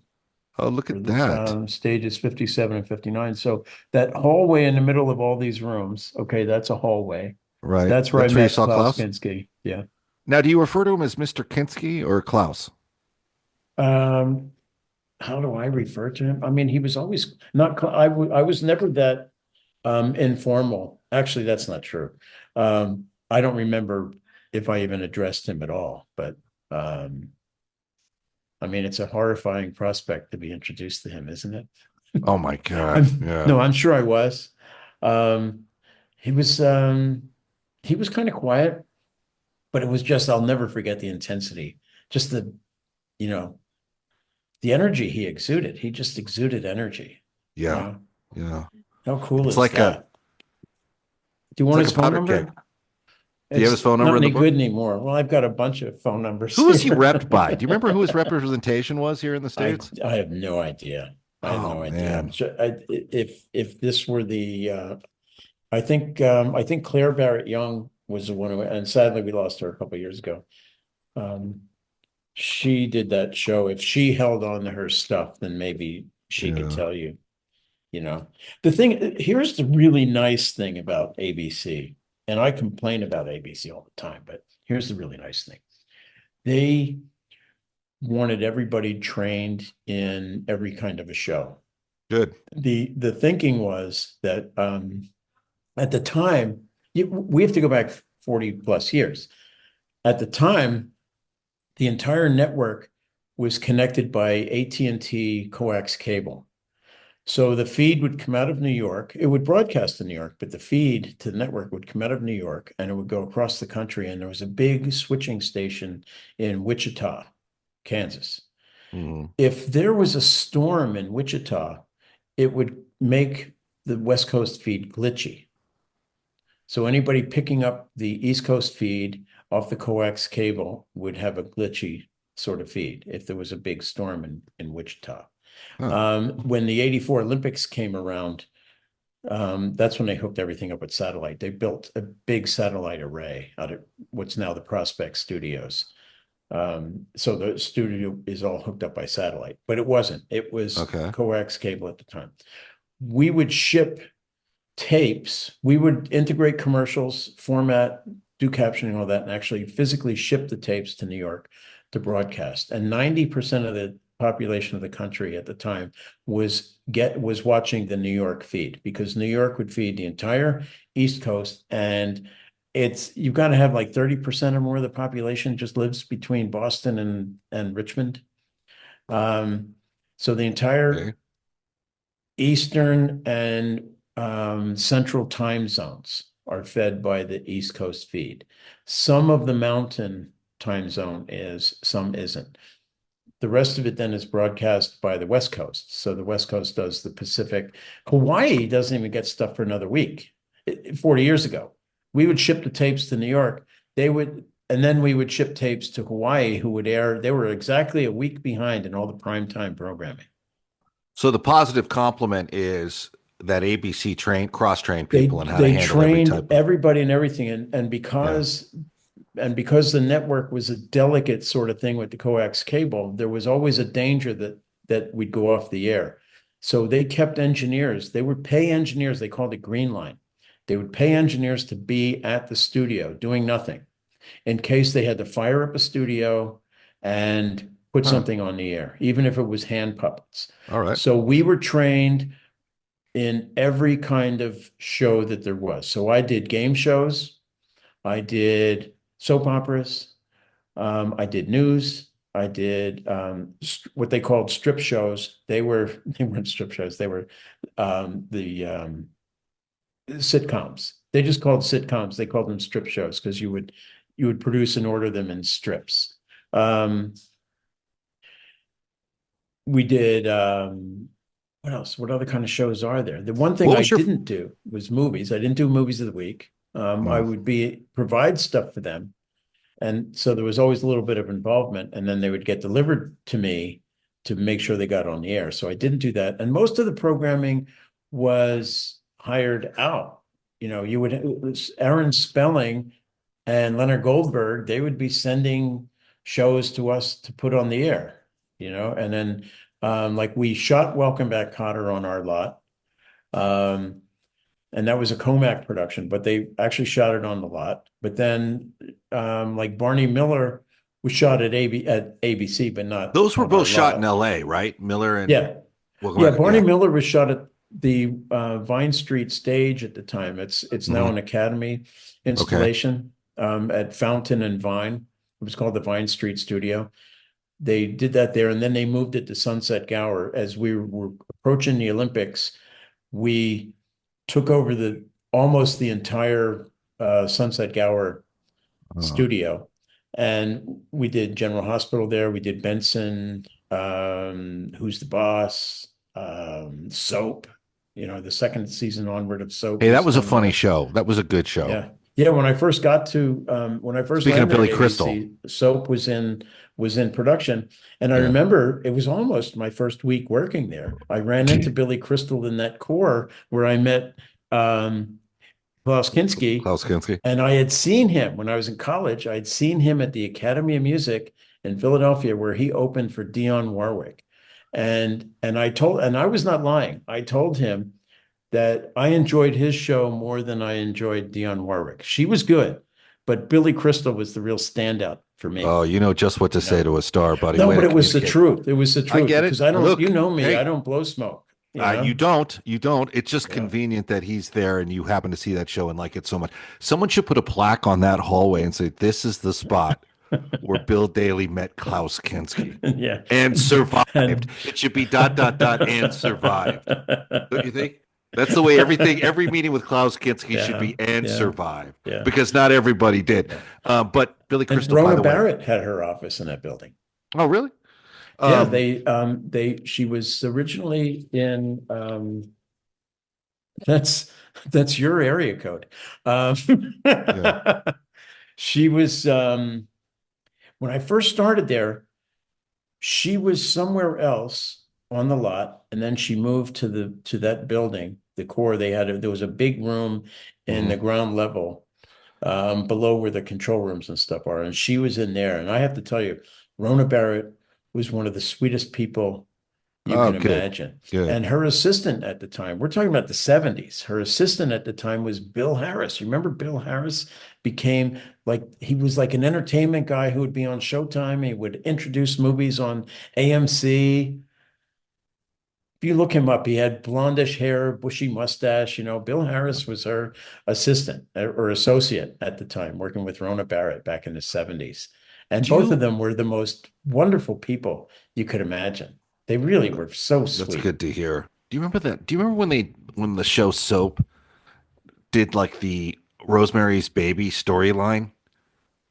And there was the baby in the baby's crib that would shake and have like a devil's tail and like the lights. They went full exorcist. Really? They did that? Yes. You don't remember that? I think it was season 2 where they did that. Because who was the star? Was that Richard Mulligan? That was the star? Richard Mulligan, Richard Mandan, a lot of people. Robert Mandan. So funny. Oh God, Catherine Damon, Catherine Hellman, Billy Crystal, Jennifer Salt. I cannot believe. I Corinne cannot was believe no one's brought Judy. that show back. Diana Canova, Judy Canova's daughter, Diana Yeah. Canova, Arthur Peterson, Ted Wass. Ted Wass came into the studio one day when I was first working there. And he had asked me about parking or, and it was like, and I asked him, what show are you on? And he said, Soap. And it was like, and I used to go up and watch them tape the show, and I didn't recognize Ted. And he said, yeah, I'm the son. I said, oh man, no wonder I don't recognize you. You're always in disguise. Because the storyline was the mafia was after him. So he was always in disguise, like the first season, almost every show. And I didn't even recognize him on the lot. The show was gold. I cannot believe Robert they haven't Urich rebooted was that. in it too, before he went off to do Dan Tana in Vegas. Oh, so funny. It was a great show. I mean, it was they did an episode. I remember Scott Lewis engaging somebody. He was engaging somebody in conversation about the show, and they all knew who his father was.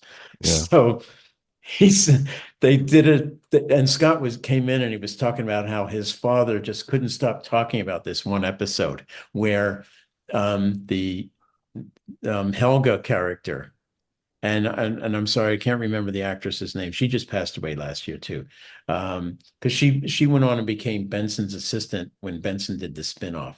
But the Helga character, where she gets introduced into the plot, and word gets sent to her, and she's in South America somewhere, and she's at an outside cafe, and she's having lunch in this outside cafe, and the waiter is this short, silver-haired man who looks exactly like Adolf Hitler, except silver hair like mine and mustache all in silver. Okay. And somebody in the scene makes a comment, and he turns to the camera and clicks his heels and does that. Man, terrible. And Jerry Lewis couldn't stop talking about that. He thought it was so hilarious. They come out of darkness, sometimes with thunder, sometimes with lightning. Their presence means death. The prison master was afraid of him. The guards were afraid of him. The town was afraid of him. Lucifer is coming for you. Rest easy, Jack Carr said in a low tone. You're in the final 30 seconds of your life. No quarter. No quarter. Kill all masters. Coming soon.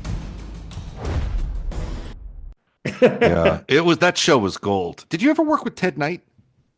No, I never did. Oh man, that's a missed opportunity. That was MTM. For both of us. MTM did all their stuff at Studio City at the studio there. Radford, CBS Radford, yeah. The old Republic studio. Yeah. Well, shows came from everywhere. So we did Three's Company was one of our shows that we aired, but they did that at CBS. We did the Harry Anderson thing, Night Court. That was shot at ABC, but it aired on NBC. Steve Papazian it was a Warner Brothers television thing, and Steve Papazian, I know, had done that show. He and I talked about it, how he had gone to ABC Prospect for that show. Yeah. And Warner Brothers was tied in with Welcome Back, Kotter as well. It was Comac Productions, but David Wolper was also involved, and because of Wolper, Warner Brothers was involved. So Wolper had my favorite office at Warner Brothers because it was like never updated from like the 50s or 60s, and he had a conference table. Did you ever go to his office? I never did. No, I know where the building is though, because he had the sign with the logo with the circles and the arrow through it. Yeah, I saw him one day, and I was talking to him about how much I love the movie Bridget Remagen, which is like a World War II film, but it feels like a Vietnam film when you look at it. I've seen it, yeah. And the next day he left a signed pictorial biography on his life for me. That he and in it was a golden ticket from Wonka, because he produced Willy Wonka. Yeah. And but his office had this vintage conference table with the phone built in to the chair at the head of the table. No It was kidding. literally built into it was like a Bond villain thing from like the 60s. Yeah. And I remember looking at that going, I love the fact that no one has ripped any of this stuff out and updated it. This is like the office that you would think Sinatra would have Well, I wonder if it's Unreal. something he might have inherited from Jack Warner. Because Jack Possibly. Warner was there up until I think the last movie he produced, I think, at Warner Brothers when he was with Warner Brothers was Camelot, but he was still there until they did the changeover to Seven Arts, which was Bullet and a couple of other movies. And then he stayed there as an independent producer, and was there when he did 1776 for Columbia. Yeah, And that's where that you was- met him, right? And that That's was where you met right Warner. before, and that was right before Columbia sold their studio at Sunset Gower, and then came to Warner Brothers, and they created the Burbank Studios as a joint venture. So that makes sense. Maybe not Jack Warner, but definitely one of the Warner brothers in a way, because it was in that building, building 1, right? That's building 1. That's against the cul-de-sac out front, right off Olive, right? Well, building 2 is main administration. Building 1 Isn't that where Horn was? is right Was that next to 1? it. Yeah. No, he was in 2. He was in 2? Ah, it's been a while, but That's the And then, of otherwise course- the Daily Semmel building. That's Daily right. That's right. Semmel. But no, That's yeah. right. Daily Semmel. Yes, the Daily. But I love Terry Semmel, though. I mean, he deserves to have a building named after him. for sure he does, especially given what he gave to the business. But also, next to that was Section 8 with Clooney and Steve Soderbergh. So it was like that was where Wolper was. He was kind of buried in that, like by Yeah. Doug Frank, the Yeah. music guy. Yeah, Doug and Doug. Yeah, Doug was in Building 1. Eventually Yeah. moved over to Building 1. Yeah. Yeah, that's where he was. You know what? It's funny. I loved it because everyone was so into like this modernism and this modern vibe, but you would walk into Wolper's office and you just expected to see like Steve McQueen asleep on the couch. Right. It had that kind of feel to it. Yeah. Oh, those are the days, man. Those were some fun. Well, Steve McQueen's company, First Artists, he, Paul Newman, Barbara Streisand, and Sidney Poitier owned, was Building 102, which is where Donner ended up. That's right. The The famous. first time I went to Warner Brothers in 1978, I want to say, I mean, that's not the first time I went to Warner Brothers, but but I remember going there in the 70s before I started working there. First time I went there was 1971. That's when I met Jack Warner. But I remember going over there in 1978 for a screening in it must have been Building 66 or Screening Room 5, and you had to walk past there. It's probably Screening Room 5. Yeah. And you had to walk past there, and they had the big sign, First Artists, right there. And I never forgot that. And then when I started working there, and the actual office inside there is where Frank Sinatra's company was. The actual offices for First Artists were there. Right. And then those outer offices coming out were all cutting rooms for the Last Boy Scout. And Steve Perry had his office there. He was the unit manager on that movie, and he'd done a lot of stuff with Donner and especially with Joel Silver. So Joel was in Building 90, right behind it as you're looking at 102. Yeah, I met Perry. Our building was 66. Yes, if I remember you were right. 66. Screening Room 12 was there. That's Screening why I Room did 12. all the that's why I did all the action movies print Yeah. checking in there. As loud as you could. Yes. Yeah. In this was- STDS, so that the Yes. subwoofers were going. So every couple of days, it felt like we were having an earthquake drill in Building 66, and it was actually Yep. just Bill upstairs, like cranking It was up. me getting back at the receptionist. Yeah, as one would. But what was your impression of Jack Warner before I let you go on that? He was, I was in awe, first of all, and he was Yeah. very dapper. He was very dapper, very, very well dressed. Had a receding forehead, but his hair was sort of slicked down, kind of like, this is going to sound insulting, and I apologize, like an old Italian barber, but his hair was oiled, and He and put he had a time into his mustache. He had a presentation, is little what you're saying. mustache and a suntan like Cary Grant. Yeah. You know, Yeah. I mean, and he was very dapper with a wide smile. He was very charming. Apparently, he was quite the beast when he wanted to be, but I found him to be very, very charming. Yeah. Well, Geffen bought his old estate and I guess kept and encased in glass some of his hairbrushes that Wow. he shows off that he thinks that, I mean, you could probably bring Jack Warner back through a DNA experiment because he says some of the hair is Jack Warner. But anyway, it's yeah. So when you met him, like, what did Jack have to say to you? Like, here's a chance to 1776, by the way, is not the greatest film. So I like 1776, but you're right, it's not the greatest film. Jack was very much into Broadway. He a couple times a year he would go catch up on all the Broadway shows, and and then he would buy them if he could, if he was that impressed. So My Fair Lady, Camelot, 1776, they were all high profile musicals at the time. And then he would buy them. He would go visit them early on, buy them, and then he wasn't able to make the movies until the run of the show was finished. So like Camelot was out in the early 60s, but he couldn't make the movie until 1967. My Fair Lady was well, that movie probably came out sooner because I remember that movie being in the mid 60s. So that's the famous Julie Andrews, Mary Poppins reference because she was up for My Fair Lady and Jack She did Warner the went show. with, She did the Broadway show, and they thought that Audrey Hepburn was a bigger draw. So Jack learned from that mistake and hired the entire 1776 cast to do the movie. Smart. And but Julie Andrews famously thanked him actually because had it not been for him hiring Audrey Hepburn, she wouldn't have gotten Mary Poppins. So Right. It all works out in the end. This is the thing. This is the magic that Bill Daly brings to the conversation, people. We got to get into that Thai place in your neighborhood and catch up. Oh yeah. I can't. I think I have something for you, and I can't remember what it is. I made a mental note to myself, and I'm Good. getting older now, and I don't remember it. But I made a note love to that you write it myself to down. mention to you. But I also need to have you come over here. I'm not ready to do it yet because we're still cleaning out the garage. But I have to wait for the fires and everything to subside here because my Yeah. sister-in-law and her husband and cat are living with us because they're from Good for you. Altadena. They didn't lose their house, but they lost.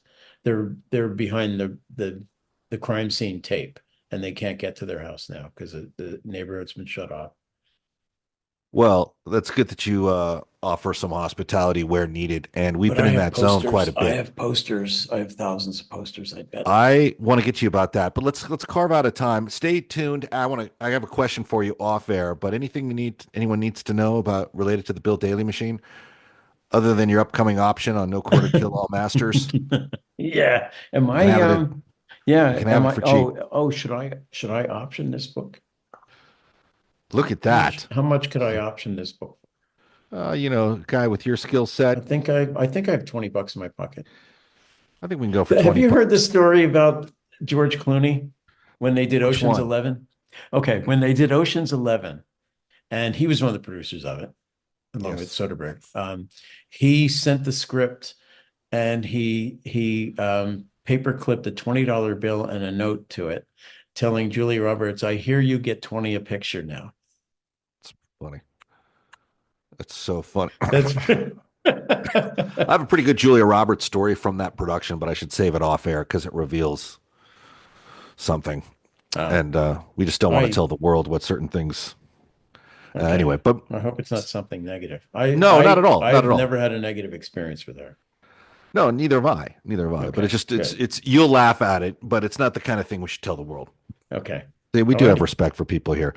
All right, everyone. Bill Daly, everyone's favorite. Hang tight, Bill. One question for you, Yeah. and look at that. What do you think of the book, by the way? What do you think about the look and package of this thing? Because I think this, honestly, I think this is too dark. Mhm. The red doesn't stand out enough. I know it's supposed to be a dark sky, right? yes, That's what it looks like to me, a dark sky. yeah, Maybe you wanted to use something other than red. yeah.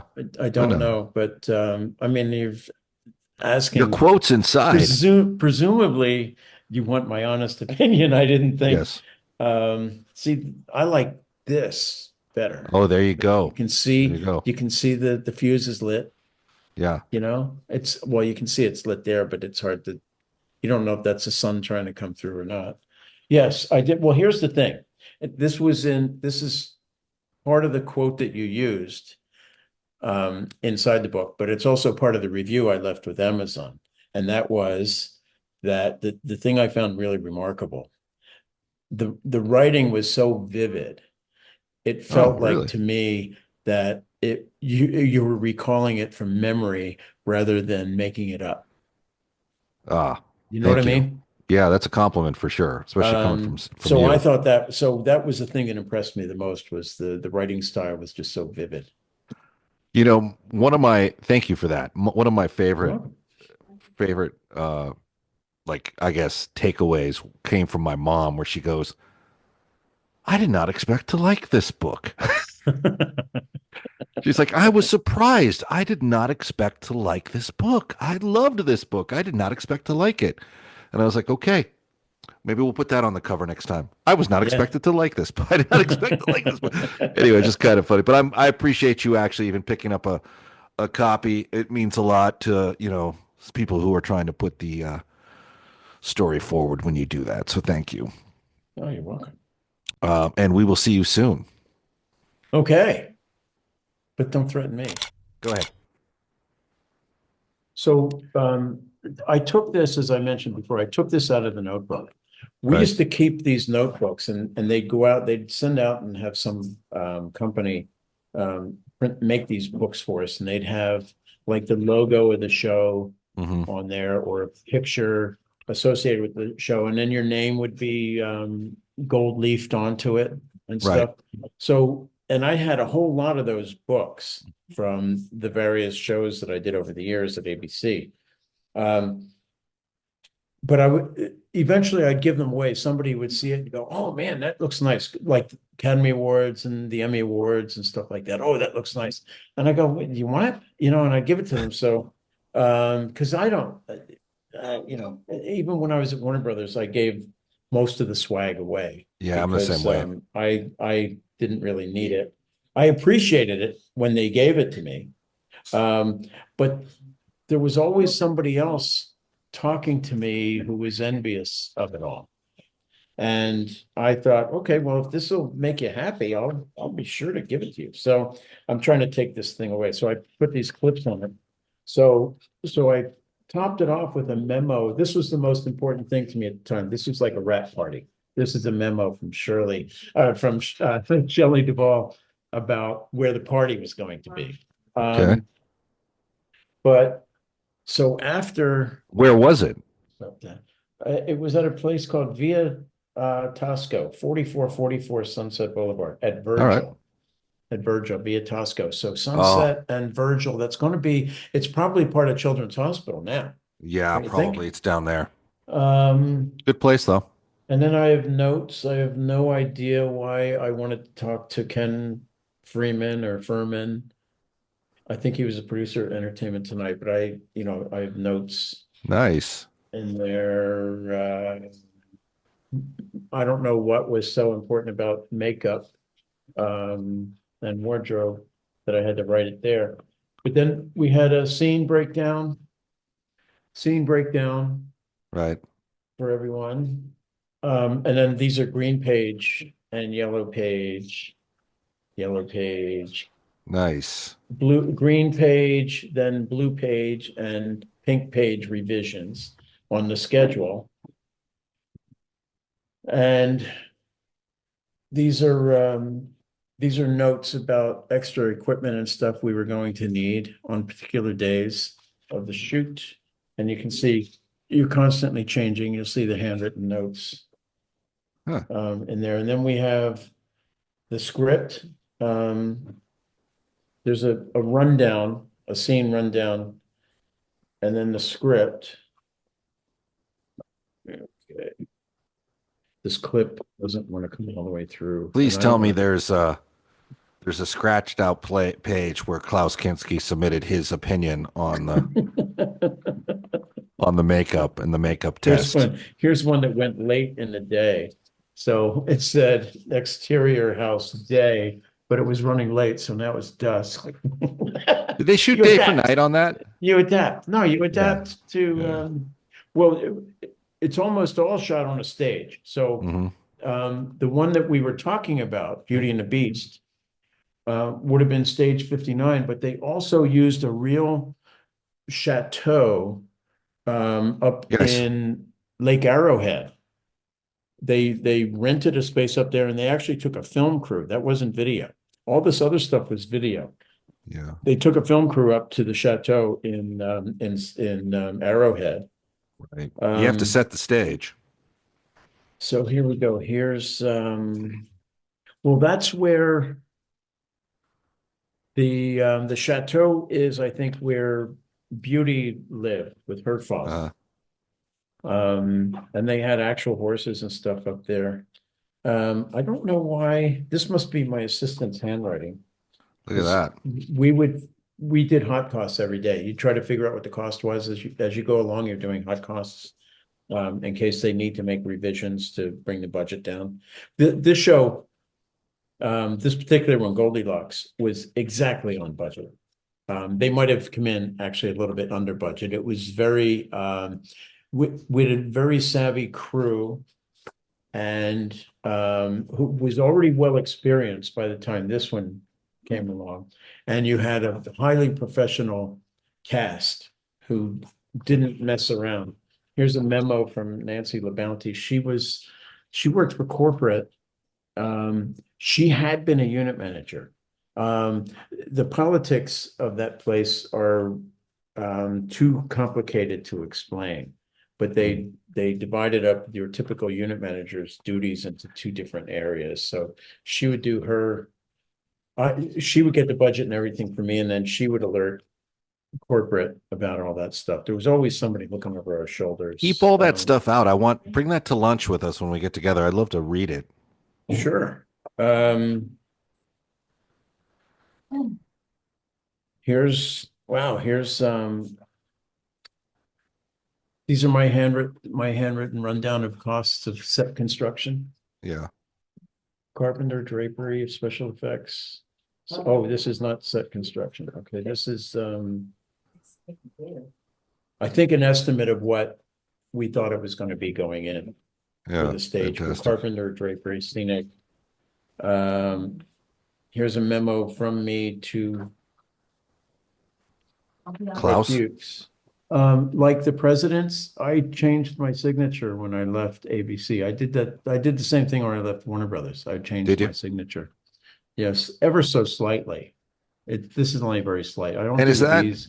I don't is do that the a- B's like that exactly anymore. Wait, is that a cost analysis on what Klaus Kinski's security team to Yeah. keep him out of trouble is going to cost? No, what the happened production? was there was an overage we estimated what the cost of the set was going to be. Yeah. And then there were overages because things didn't work out exactly the way we expected. So this is an estimate on just overages. It's not over Nice. by that much. $26,000, which is nothing. But the below the line cost on a week of Welcome Back, Kotter. Okay, now we're talking about almost 50 years ago. Yeah.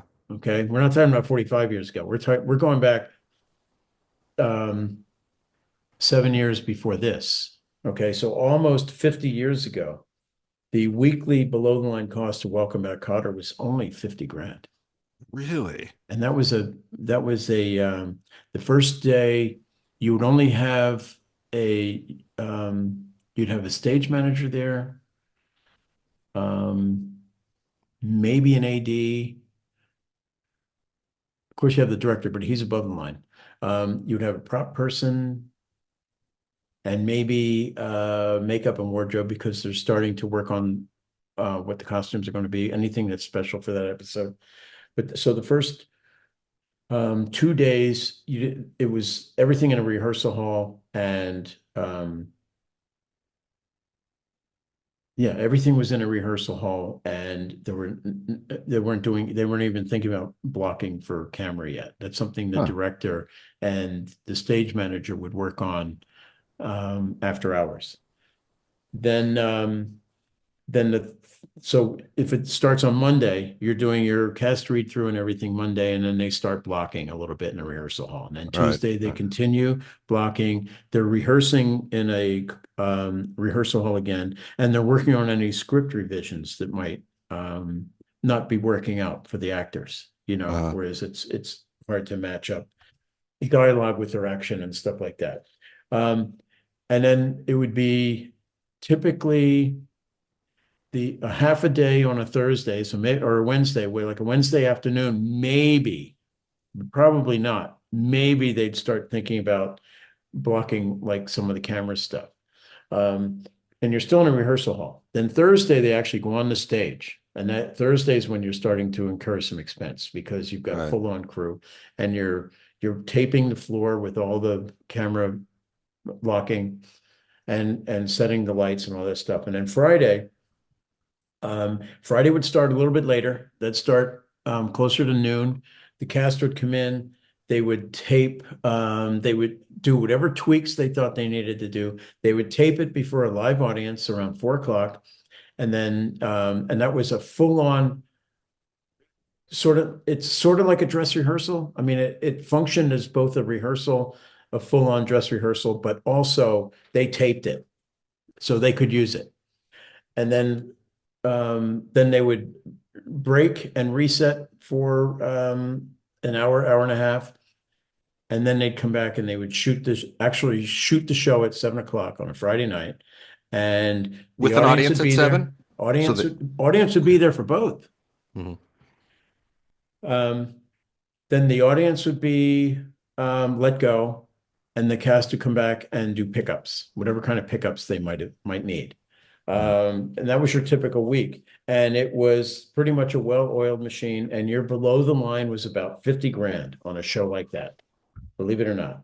Impressive. Here's orders for me to have them do, this was for the scenic department they had to age Goldilocks' home. Okay. They had to go out there and age it. They spray it to look like dirt and stuff like that, make it look aged. Stack all that up so I can come see it. And then this is to make a sign. They had a sign because they had this conceit in the show there with the bears, that the bears were harvesting honey from the bees, and they were selling it. So they had a sign up, free honey. Okay. And this is Alex Karras and everybody wearing these bear outfits and stuff. And Hilarious. Alex Karras had such a dry wit, and you could never tell if he was joking or serious. And he really was not, and he would admit this, he was really not a warm and fuzzy person. Huh. And, and he would tell you, and he was a producer himself, and I remember he would say, because we'd be in these things with the producers and with him, and he'd say, I'm a producer myself, and I'm a prick, Yeah. But here's a guy who is he in the Hall of Fame? NFL Hall of Fame, is he? I think he is, actually. Here's a guy who made his career as a football player. Okay. Well, he was in Paper Lion. Remember that? Yes, I do. And he's in the book. He's mentioned in the book. Okay, Yeah. These are call sheets that I did the various days. So we weren't shooting. This is the scheduled date for February 28th, 1983. And we were taping it on the 7th. So Who's on it? like Who's on the call sheet? A week out. We're a week out. It's just crew. The cast isn't here yet. This is just crew doing setup and stuff.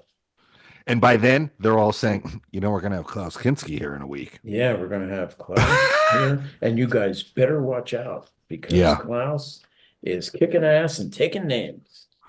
Okay, so the first day, they were all there. Everybody in the cast was there every day except John Lithgow and Carole King were only there 1, maybe 2 days, and they came at the end. So when we wrapped, like they were all there. So this is the first day of principals on it.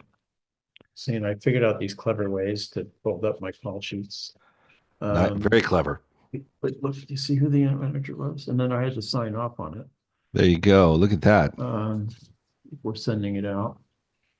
And then I have to look at the cost reports. I wish we did production reports the way we did them once I started working with film crews at Lorrimont, because they're a lot more easy to understand exactly what happened. We had this separate hot cost reports.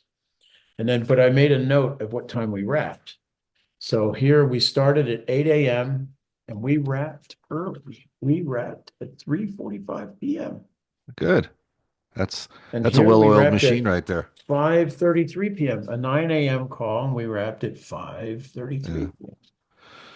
So save all this for me. And not that I wouldn't want to have a 3-hour Zoom file to edit, but I would love to go through this and be able to actually read it all. Yeah. You don't have to put that away somewhere, do you? Can you keep that out? No. Here's something interesting. I'm going to hold it further away because they don't have area codes. We only had the one area code in LA then.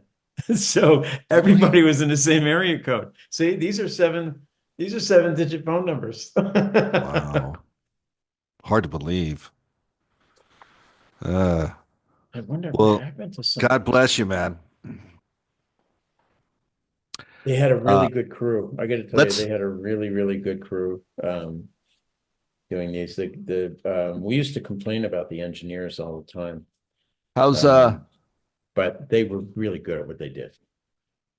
How's next week looking for launch? Maybe we can do something. Let